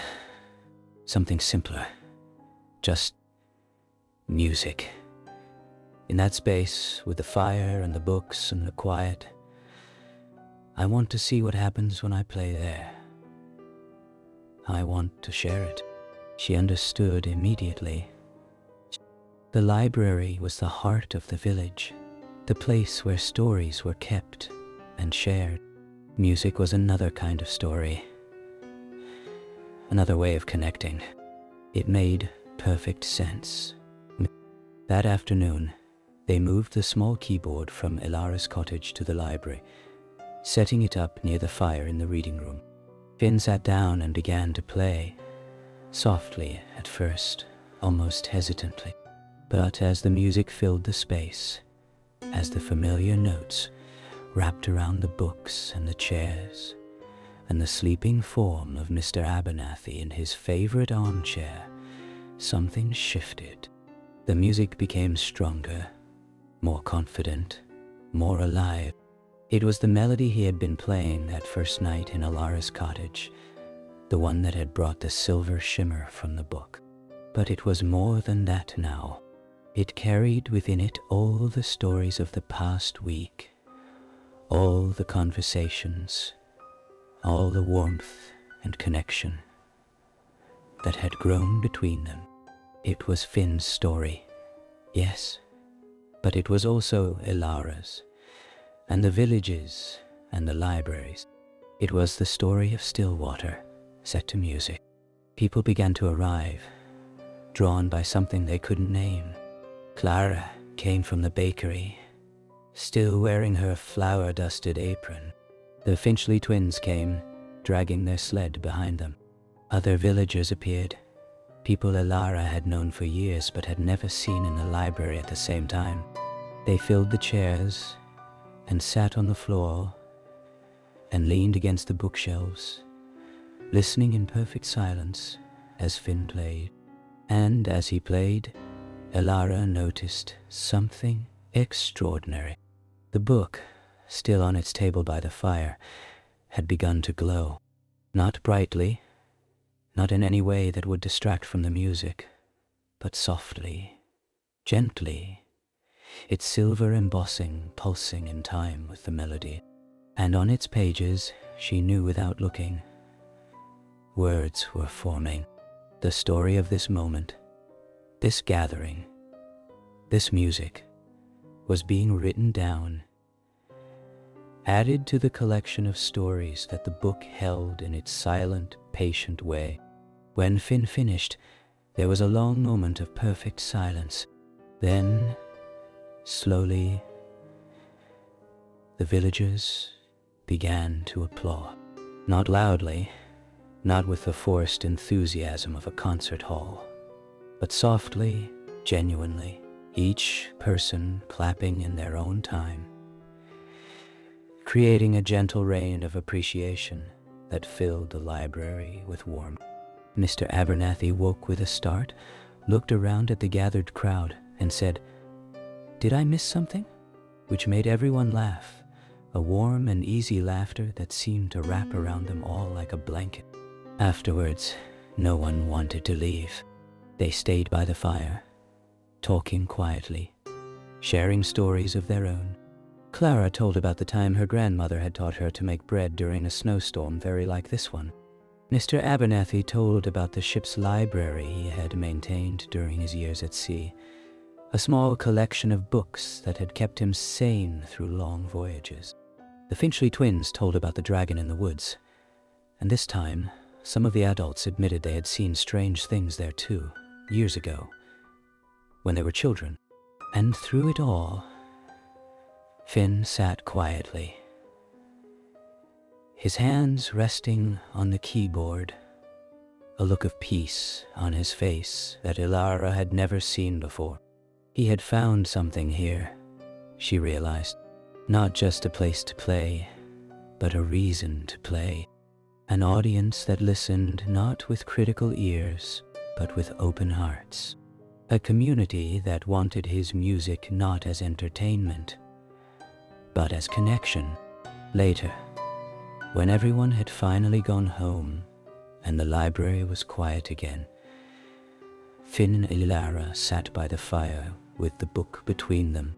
He opened it to the first page, and there, in silver script that gleamed in the firelight, was the story of the afternoon. Every detail, every person, every moment of music and silence and shared connection, written down in words that seemed to shimmer with their own inner light. "It's beautiful," Ilara whispered. "It's ours," Finn said. "Ours and theirs. The villages. The libraries." He closed the book and looked at her, and in his grey eyes, she saw something that made her heart beat faster. Question. A hope. Oh, a possibility. "Ilara," he said softly, "I want to leave. I know I have to eventually. I have a life to figure out, decisions to make. But I don't want to leave this. Leave you. Leave the library and the stories and the music. I want..." He trailed off, unsure how to finish. "You want to stay?" she said. It wasn't a question. "I want to come back. I want this to be my home. Not just a place I visited once, in the snow. A real home. With you, if you'll have me." The words hung in the air between them, fragile and precious. Ilara thought about her quiet life before Finn arrived, the peaceful solitude she had built for herself. She thought about the way his presence had filled her cottage, her days, her heart. She thought about the book and the stories and the music, and the way they had all woven together into something new and beautiful. "I would like that," she said. "I would like that very much." And so it was settled. Not with grand declarations or dramatic gestures, but with quiet words by a fire, in a library full of stories, while the last of the snow melted outside the windows. Finn would go back to the city, just for a while, to tie up loose ends and make arrangements. And then he would return to Stillwater, to the cottage with the blue door, to the library where his music had found a home, to Ilara, who had made a space for his story, and in doing so, had found a new story of her own. The night before he left, they sat in the library for the last time, just the two of them, and the book, and the fire. The book was open on the table, its pages glowing softly with all the stories it had gathered during the weeks of snow. Finn's story. Ilara's story. The village's story. all of them written in silver script, all of them waiting to be read by anyone who needed them. "I have a feeling," Finn said, "that this isn't the end, that the book has more stories to tell, that we have more stories to live." Elara nodded. "I feel it too. It's like the library itself is different now. More alive, more aware. It's not just a place anymore. It's a character in its own story." "That's what my grandmother would have said." Finn smiled. "She always said that places have souls, that they hold the memories of everything that's happened in them. And if you listen carefully enough, you can hear them speaking." They sat in silence for a while, listening. And perhaps it was just the fire, or the old-timers settling, or the wind outside. But Elara could have sworn she heard something else too. A whisper, soft and gentle, like pages turning in a breeze. A sound that might have been the library itself, breathing. The next morning, Finn left. Elara stood at the door of her cottage and watched his car disappear down the lane, the tires splashing through the last puddles of melted snow. The world was emerging from its white cocoon, brown grass and grey stone appearing where only days ago there had been nothing but pristine white. It was the beginning of something new, the end of something beautiful, and Elara felt both sadness and hope tangled together in her heart. But when she walked to the library that morning, when she opened the blue door and stepped inside, when she saw the book waiting on its table by the fire, she knew that everything was going to be all right. The story wasn't over. It was just taking a pause, a breath, a moment of silence before the next chapter began. She sat in her usual chair, the book in her lap, and watched the fire, and slowly, almost without noticing, she began to tell a story, not aloud, not in words, but in her heart, in her memories, in the quiet space of her own mind. She told the story of the past weeks, of the stranger who came in the snow, of the music that had filled the library, of the love that had grown quietly and steadily between them. She told it to the book, to the library, to herself, and as she told it, she felt the silver shimmer rise from the pages, warm and welcoming, receiving her story, holding it its safe. The days passed. Spring came slowly to Stillwater, the snow retreating to the highest slopes of the moors, the first green shoots appearing in the gardens along Beacon Street. The library continued its quiet work, welcoming readers and dreamers, and those who just needed a warm place to sit. Mr. Abernathy still came on Tuesdays and Thursdays, still fell asleep in his chair by the fire. Clara still brought cinnamon rolls, still borrowed romance novels by the armful. The Finchley twins still came after school, still built their blanket fort in the children's corner, and the book stayed on its table by the fire, its silver embossing catching the light that streamed through the tall windows. Sometimes, when the library was quiet and Elara was alone, she would open it and read the stories it held. Finn's story, hers, the villages, each one beautiful, each one precious, each one a reminder of the magic that had happened in this place. And sometimes, when she read, she would hear music, faint and far away, like an echo of something she had once known. Finn's music, the melodies he had played that first week, when the snow was deep and the world was quiet and they had sat together by the fire and told each other their stories.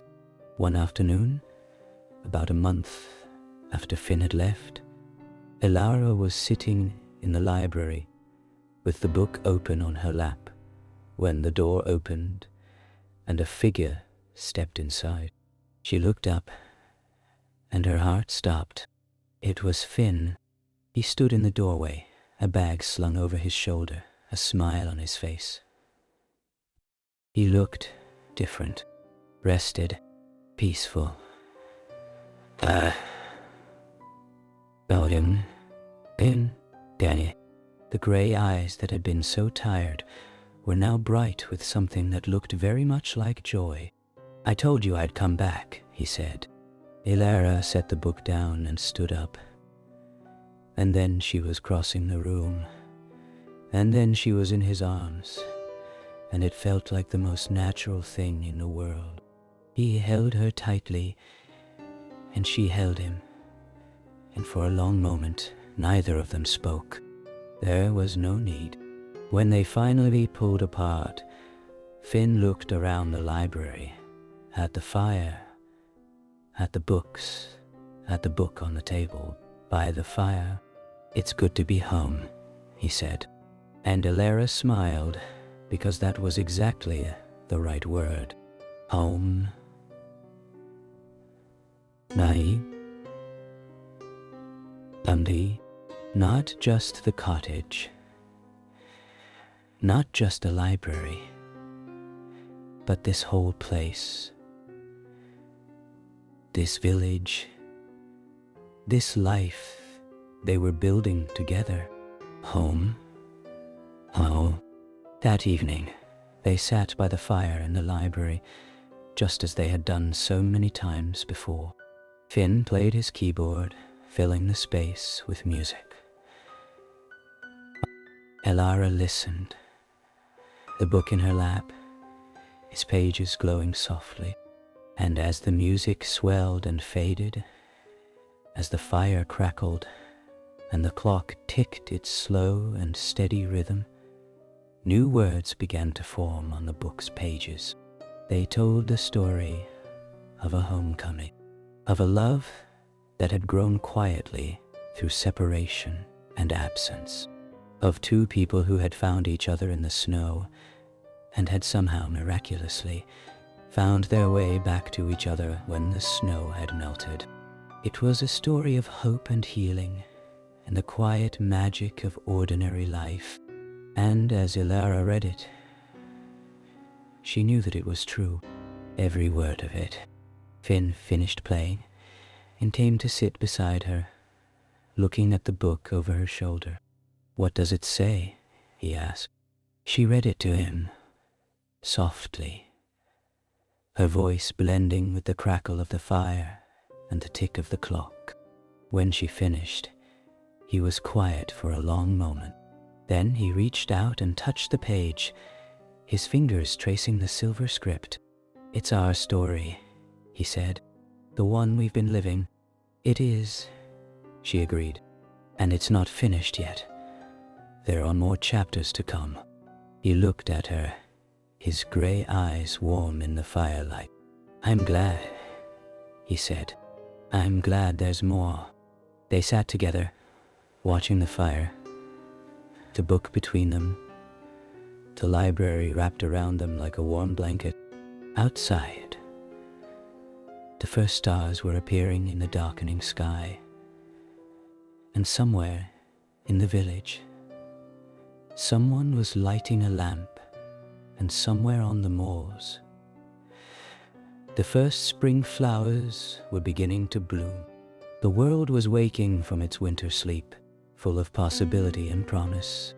And in the library on Beacon Street, two people sat by the fire, holding a book of unwritten stories, waiting for the next chapter to begin. The fire had burned low, as fires always do when stories reach their end. The embers glowed with that deep, pulsing orange that Ilara loved. The color of contentment, of a day well spent, of a tale well told.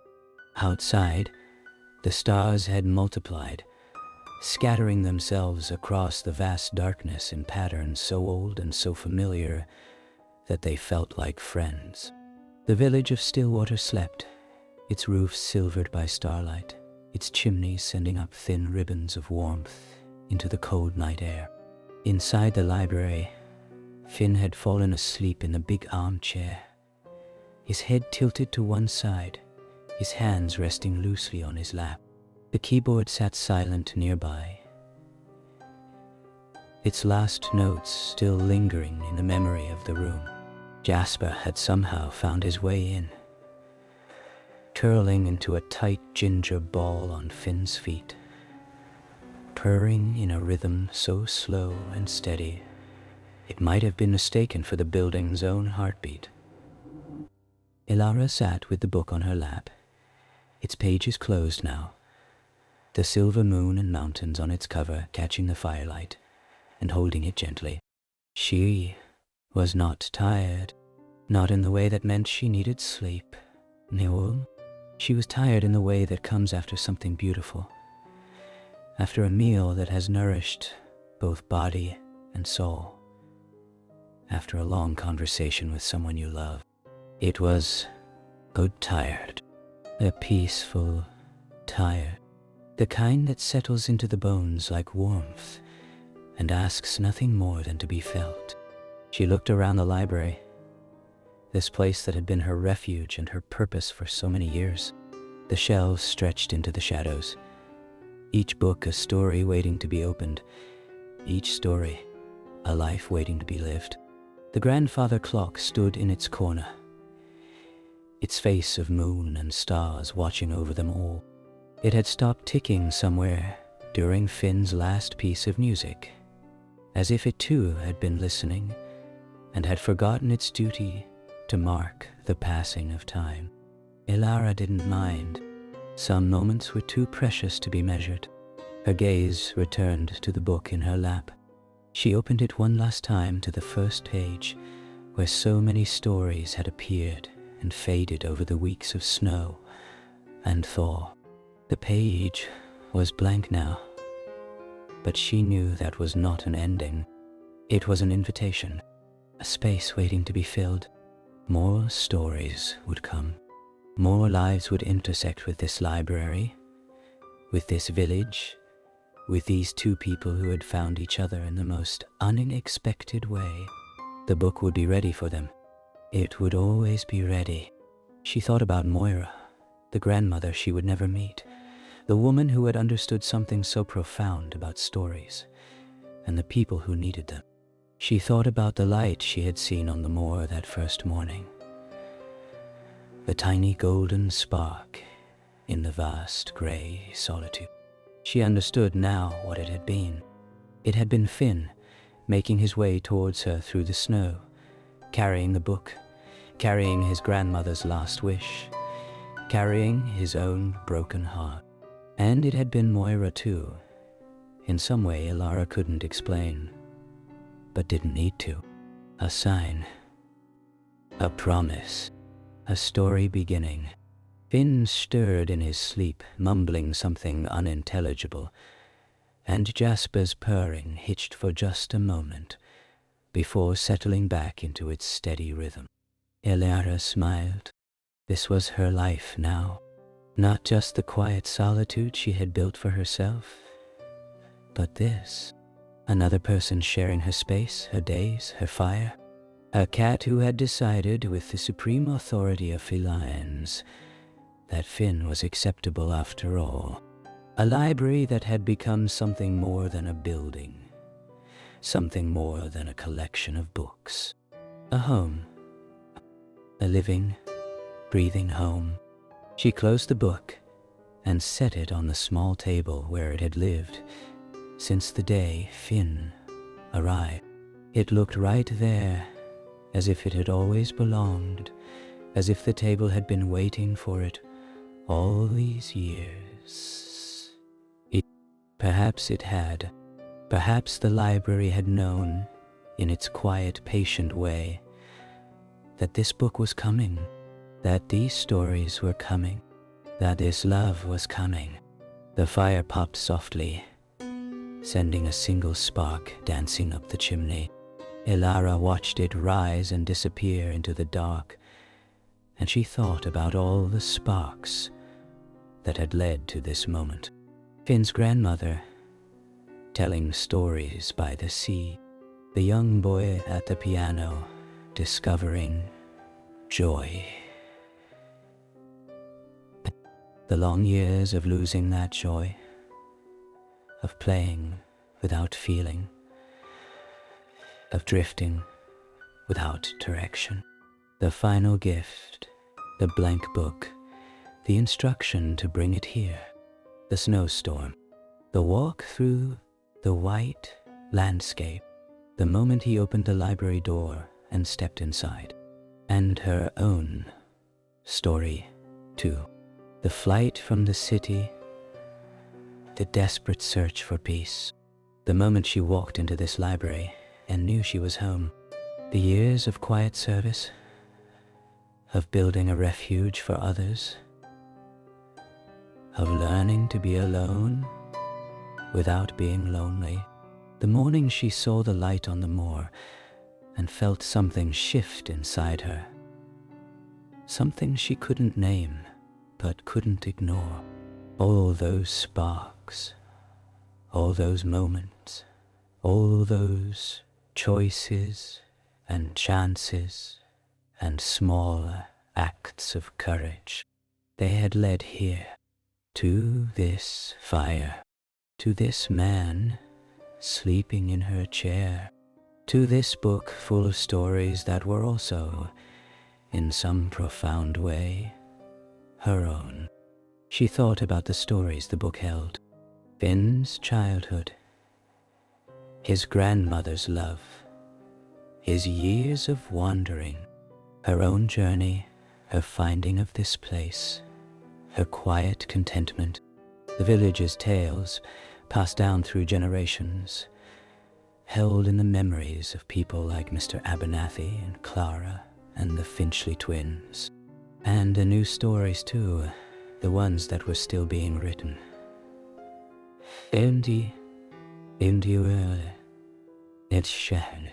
The music Finn would play, the books Ilara would recommend, the meals they would share in her cottage, the walks they would take on the moors, the quiet evenings by the fire with Jasper purring at their feet. The book would hold all of it, every moment, every word, every silence, not in ink that could fade or paper that could yellow, but in something more lasting. In memory, in feeling, in the bond that had grown between two people who had been brought together by snow and stories and a grandmother's last wish. Finn opened his eyes. He blinked once, twice, orienting himself, and then his gaze found hers. He smiled, that slow, warm smile that had become so familiar, so dear. "What time is it?" he asked, his voice rough with sleep. "I don't know," Ilara said. The clock stopped. He looked at the grandfather clock, then back at her. "Good," he said. "It should stop more often."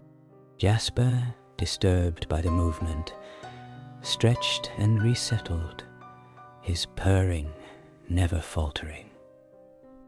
Finn reached down and stroked his fur absently, his eyes still on Ilara. "What were you thinking about?" he asked. "Just now." You had a look. She considered the question. How to answer it? How to capture in words the vastness of what she had been feeling? The depth of gratitude and wonder and quiet joy that had filled her as she sat watching the fire. "I was thinking about stories," she said finally, "about all the ones that brought us here, and all the ones still waiting to be lived." He nodded, understanding without needing explanation. That was one of the things she loved about him, she realized. The way he simply understood, the way he could sit in silence with her and know that the silence was not empty, but full. "Come here," he said, and she went to him, settling onto the arm of his chair, his arm wrapping around her waist, her head resting against his. Jasper protested briefly, then adjusted, making room, accepting the new configuration with feline grace. They sat like that, watching the fire, listening to the silence that was not silence. The library breathed around them, old and wise and full of stories. The book waited on its table, patient and ready. Outside, the stars wheeled slowly across the sky, and the village of Stillwater slept on, wrapped in the peace of a winter night that had finally gently given way to After a long time, Finn spoke. "My grandmother used to say that every story has an ending, but that endings are just beginnings in disguise. She said the trick was to recognize them for what they are, not as doors closing, but as doors opening onto something new." Elara thought about this. She thought about all the endings she had lived through. The end of her city life, which had opened onto Stillwater. The end of her solitude, which had opened onto Finn. The end of the snow, which had opened onto the first green shoots of spring. The end of this evening, which would open onto tomorrow, and all the tomorrows after that. "I think she was right," Elara said. "I think endings are just the stories catching their breath before the next chapter begins." Finn squeezed her gently. "Then this isn't really an ending, is it? This moment, us sitting here, the fire burning low, it's just a pause, a breath." "Yes," she said, "just a pause." The fire crackled once, twice, and settled into an even deeper glow. The clock remained silent, its hands frozen at some hour that no longer mattered. The book gleamed softly on its table, its silver embossing catching the last of the light. And in the library on Beacon Street, in the village of Stillwater, in the heart of a world that was slowly waking to spring, two people sat together by the fire, holding each other, holding the quiet, holding all the stories they and all the stories still to come. Outside, the first bird of morning stirred in its sleep, dreaming of song. The stars began their slow retreat before the approaching dawn. The last patch of snow on the moors, tucked in a shadowed hollow, whispered its final melt into the waiting earth. And the book, full to bursting with all the tales it had gathered, settled into its place on the table and waited for morning, for music, for the next person who would walk through the door, seeking warmth, seeking comfort, seeking a story that only they could live. The fire would need tending soon. The day would come with its ordinary demands and simple pleasures. Finn would make coffee. Jasper would demand breakfast. The library would open its doors to whoever needed it.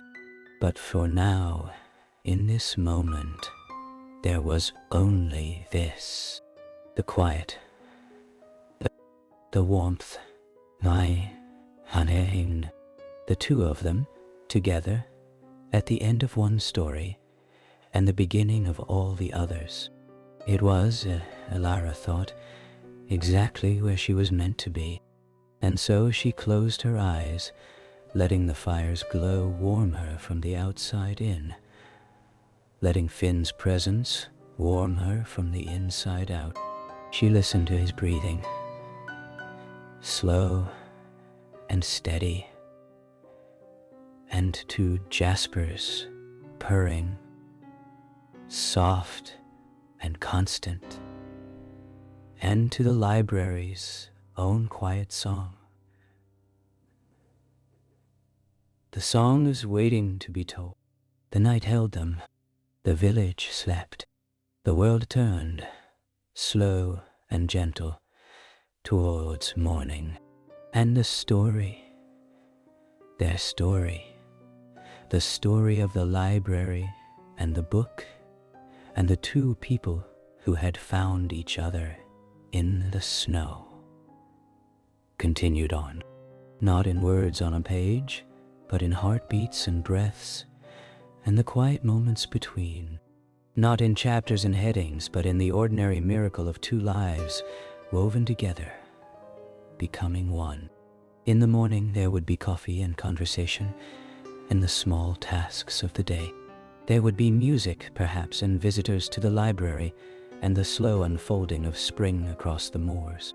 There would be more stories to live, more moments to cherish, more silences to share. But for now, there was only this, the fire, the quiet, the two of them, together, and the book, waiting on its table, ready for whatever came next. In the weeks and months that followed, the library on Beacon Street became something more than it had ever been. Word spread, as word does in small villages, about the stranger who had come in the snow and stayed, about the music that filled the reading room on quiet afternoons, about the book with the silver cover that sat on its table by the fire, and the way people felt different when they were near it, calmer, more at peace, more themselves. People came from other villages, and then from the town beyond the moors, and then from farther still. They came seeking something, though they couldn't always name what, and they found it, or some version of it, in the warm glow of the library, in the quiet presence of the book, in the music that Finn played, and the stories that Ilara told.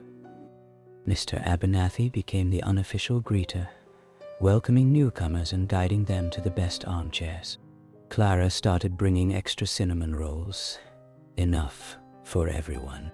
The Finchley twins, now a little older and a little wiser, took it upon themselves to show visiting children the wonders of the children's corner, the blanket fort, the books that would take them on adventures. And through it all, the book sat on its table, gathering stories. Every visit, every conversation, every moment of connection added something to its pages. Not in words that could be read exactly, but in feeling, in memory, in the quiet magic of lives intersecting. Finn and Ilara grew together, their love deepening with each passing season. They learned each other's rhythms, each other's silences, each other's secret languages of glance and touch. He played for her, and she listened. She told him stories, and he heard not just the words, but the heart behind them. They built a life, small and quiet and infinitely precious, in the cottage with the blue door and the library with the tall windows. Moira's book, as they had come to call it, remained on its table. Sometimes, on very quiet nights when the fire burned low and the village slept, they would open it together and watch as silver words formed and faded, telling them stories they had lived, stories they were living, stories they had yet. It was like reading their own hearts, page by page, moment by moment. And always, at the end of each story, the page would go blank again, waiting, ready, open to whatever came next. Because that was the thing about stories, they learned. They never really ended. They just paused, took a breath, and began again. One evening, many years later, when the snow had come and gone countless times, And the village of Stillwater had changed in small ways, while remaining essentially itself. An old woman sat by the fire in the library on Beacon Street. Her hair was silver now, like the embossing on the book that rested in her lap, but her eyes were the same warm brown they had always been, full of kindness and the quiet wisdom of a life well lived. Across from her, in the armchair where Mr. Abernathy used to sit, an old man played a keyboard with fingers that were gnarled but still graceful, still capable of drawing beauty from the simple press of keys. The music he played was soft and sweet, a lullaby almost, the kind of melody that wrapped around you like a warm blanket and whispered that everything was going to be all right. Between them, on the small table where it had always been, the book waited. Its silver cover gleamed in the firelight. The moon and mountains, still as clear as the day Finn had first carried it through the snow, so many years ago.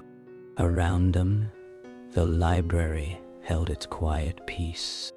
The shelves were full, the books well loved, the reading room warm and welcoming.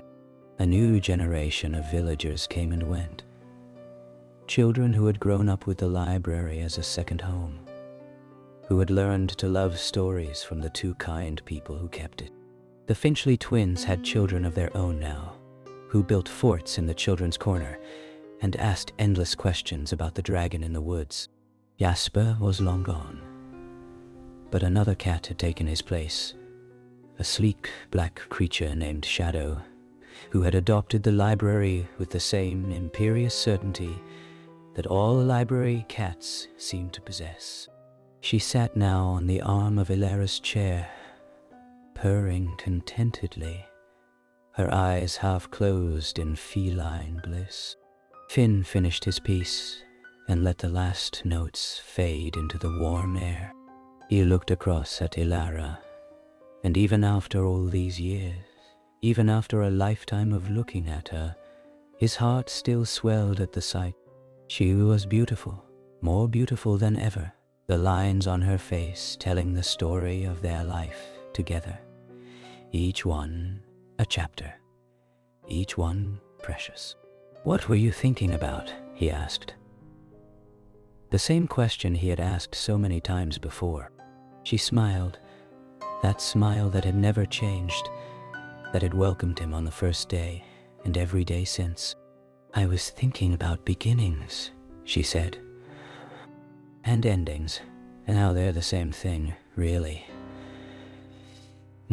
He nodded, understanding. They had learned this together over the years, that every ending was just a door to something new, that every goodbye carried within it the seed of a hello, that the story never really stopped. It just kept unfolding, like the pages of a book that had no last page. Ilara looked down at the book in her lap. She opened it to the first page, the creamy paper catching the firelight. For a long moment she just looked at it, remembering all the stories it had held. Finn's story, hers, the villagers, their children's, and their children's children. A lifetime of stories, written in silver script, that would fade only to make room for more. And then, softly, she began to speak, not to Finn, though he was listening, not to the cat, though she purred on, not even to herself. She spoke to the book, to the library, to the night, to all the stories that had been, and all the stories still to come. "Once upon a time," she said, "there was a village in a valley, and a library at the heart of it, and a book on a table by the fire. And in that book were all the stories that had ever been told in that place, and all the stories that ever would be. It was a book of endings and beginnings, of hellos and goodbyes, of snow and spring and everything in between. She paused, looking up at Finn. His eyes were bright in the firelight, bright with love, bright with the memory of all they had shared. And in that village, she continued, there lived a woman who kept the library and a man who made music. And they loved each other very much. They loved each other through snow and sun, through joy and sorrow, through all the ordinary days that made up their extraordinary life. And when the fire crackled softly, the clock ticked its slow and steady rhythm, the cat purred on, and the book, Elara said, her voice growing softer, the book remembered too. It remembered every story, every moment, every breath. And it knew that this was not an ending. It was just another beginning, another pause, another chance for the story to catch its breath before going on.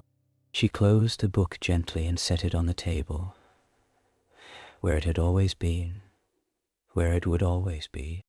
Finn came to sit beside her, taking her hand in his, their fingers intertwining with the ease of long practice. The story never ends, she whispered.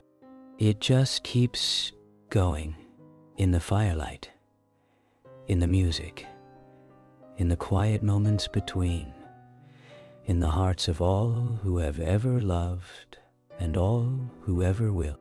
Outside, the first snow of winter began to fall, soft and gentle. Big fluffy flakes that drifted past the windows like feathers. It dusted the roofs of Stillwater, settled on the moors, wrapped the village in its quiet embrace, just as it had done on that first night, so many years ago, when a stranger had walked through the snow, carrying a book of unwritten stories. Inside the library, the fire burned on, the clock ticked on, the cat purred on, and two old people sat together holding hands, watching the snow, knowing that this moment, like all moments, was both an ending and a beginning. The book waited on its table, its silver cover gleaming, ready for whatever came next. And somewhere, in the space between the firelight and the falling snow, the grandmother's voice whispered one last time, listen.